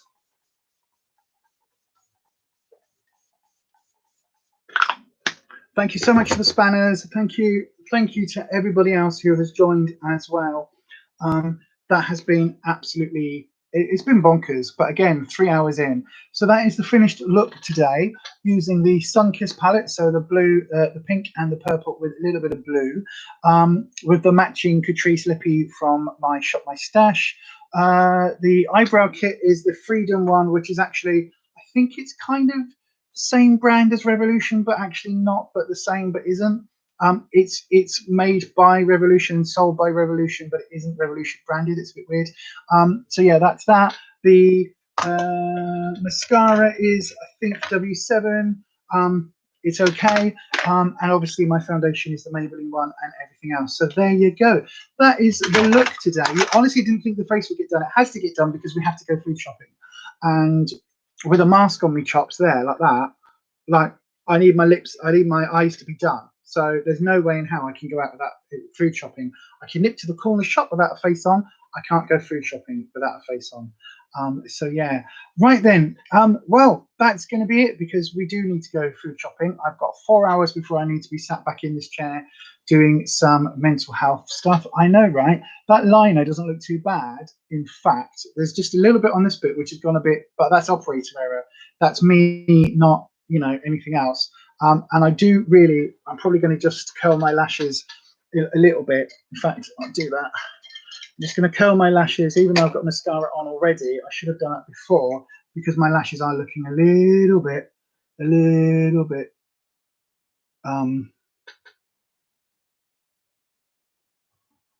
flat. Yeah, don't forget everybody, Friday evening over on Making It Up, MAKE-ING It Up, which is Kirsty's channel for a Friday night natter. Oh. Probably not the best idea doing it with my mascara on, is it really? Jesus. But yeah, we'll be over there on Kirsty's live stream on Friday. And then, of course, don't forget over on Authentic Beauty, which is my other channel, the beauty channel, for a live stream on Sunday evening. It's the Self-Care Sunday where we take off whatever makeup we've been wearing, chat in the live stream as to how our week has gone, and basically end up wearing do all of our skincare. So if you're into your skincare or you just fancy having a little bit of a pamper session, whether that be doing a moisturizer or just putting your feet in a foot spa, or just having a coffee and a bar of chocolate or a biscuit or a banana or something, then yeah, do come and see us. Hi Doc Silver, you used to watch your Slingerwell vlogs. Are you doing it again? We are. If you go on the channel, you will find us some videos recently from hauls that we've filmed, and there will be some more. There's another one going up on Monday, a healthier haul from B&M with lots of really good B&M snacks in. In terms of vlogging, we're not going anywhere at the moment because of obviously lockdown, so we don't do a lot of vlogging. And also, if you watch this one back, Ruffus has been quite poorly recently, post-COVID, so like we're really limited. He isn't going to be on this channel very much for the time being until he gets back into his health. But yeah, if you do go back and have a rewatch, a lot of the early part of this and the lives is a lot more about the health stuff. The first hour specifically, I was talking a lot about health, and then I started doing my face eventually. So yeah, have a little look at that, and there will be more recipes coming up on this channel, haul videos, and some catch-up things and everything. So yeah, you wonder where Ruffus is. He's currently in the bedroom. He's been poorly with COVID. I would say have a little look back at the beginning of this video and catch this on the rewatch. Because we do talk about it, and you can hear him talking. And actually, on a lot of the videos, you can hear him talking in the background. It's just that at the moment, because he's being poorly, he doesn't want to be on camera at the moment because he's feeling grotty. But hopefully, oh, caught my skin. Hopefully, that will change as he gets better. Catherine, hello from Ireland. Oh my God, thank you very much, Catherine. Hi, my darling. It's lovely to have you here. I am just on. Oh. Don't rip your lashes out. Don't rip your lashes out. Oh, what did I just say about it being a bad idea to do it with? Oh, I didn't even lose a single lash. Haha. I was about to say, I did just say, don't do it with mascara on. Yeah, don't curl your lashes with mascara on. But yeah, same to you, Catherine, my darling. I hope you are doing fine. Have a little look back on the, it wasn't me. Have a little look back on this one on the replay, and you'll be able to catch up. But just for those of you that are new that have just joined, I do this every Thursday morning, 11 a.m. UK time, every single Thursday. It's a health weigh-in. That's my Slimming World result this week. So in 4 weeks, I have lost a grand total of 13.5 pounds. I know, right? That close to a stone in 4 weeks. Never mind. This week I lost 3 pounds, so I'm really happy with that. I am totally back on plan. Ruffus is back on plan as well, but he's not doing away anything, but he is losing weight, because you can see it. But he is back on plan as well. So yeah, he will be featuring in videos coming up. But that is it. I'm wrapping up now, because we are now 2:05, and this live has been on for 3+ hours. So thank you so much to my wonderful moderators. Thank you to everybody who's joined from whether you've just joined me now like 5-10 minutes ago, or whether you joined right at the beginning 3 hours ago, 5 days ago on Wednesday, whenever it was that we started this live stream. So yeah, thank you so much to everybody for joining. Do check out the video that's coming up on Monday for Healthy Haul from B&M. It's got lots of really good Slimming World type products and weight loss products available in Home Bargains. And then I will be doing another one for Poundland, and there is the recipe video going up, which will probably go up later this week. It might go up over the weekend, I don't know, but it'll go up later this week as well, because I have redone the Slimming World Quinoa Matar recipe. It was amazing. It was so delicious. I have redone that to make it even less fat. So yeah, thank you very much, everybody. Thank you so much for joining. If you haven't already, please give this video a thumbs up. Please subscribe to the channel if you haven't already, and check out Authentic Beauty over on my second channel. But that is it for me today. Thank you so much again. Yeah, thanks ever so much for watching, everyone. Thanks for being here. I will see you very soon. And as we always say, stay healthy, stay you, stay healthy, and happy slimming. There we go. I'm trying to work on the catchphrases. Oh, there we go. Thanks, everyone. Bye. Oh, awkward wave.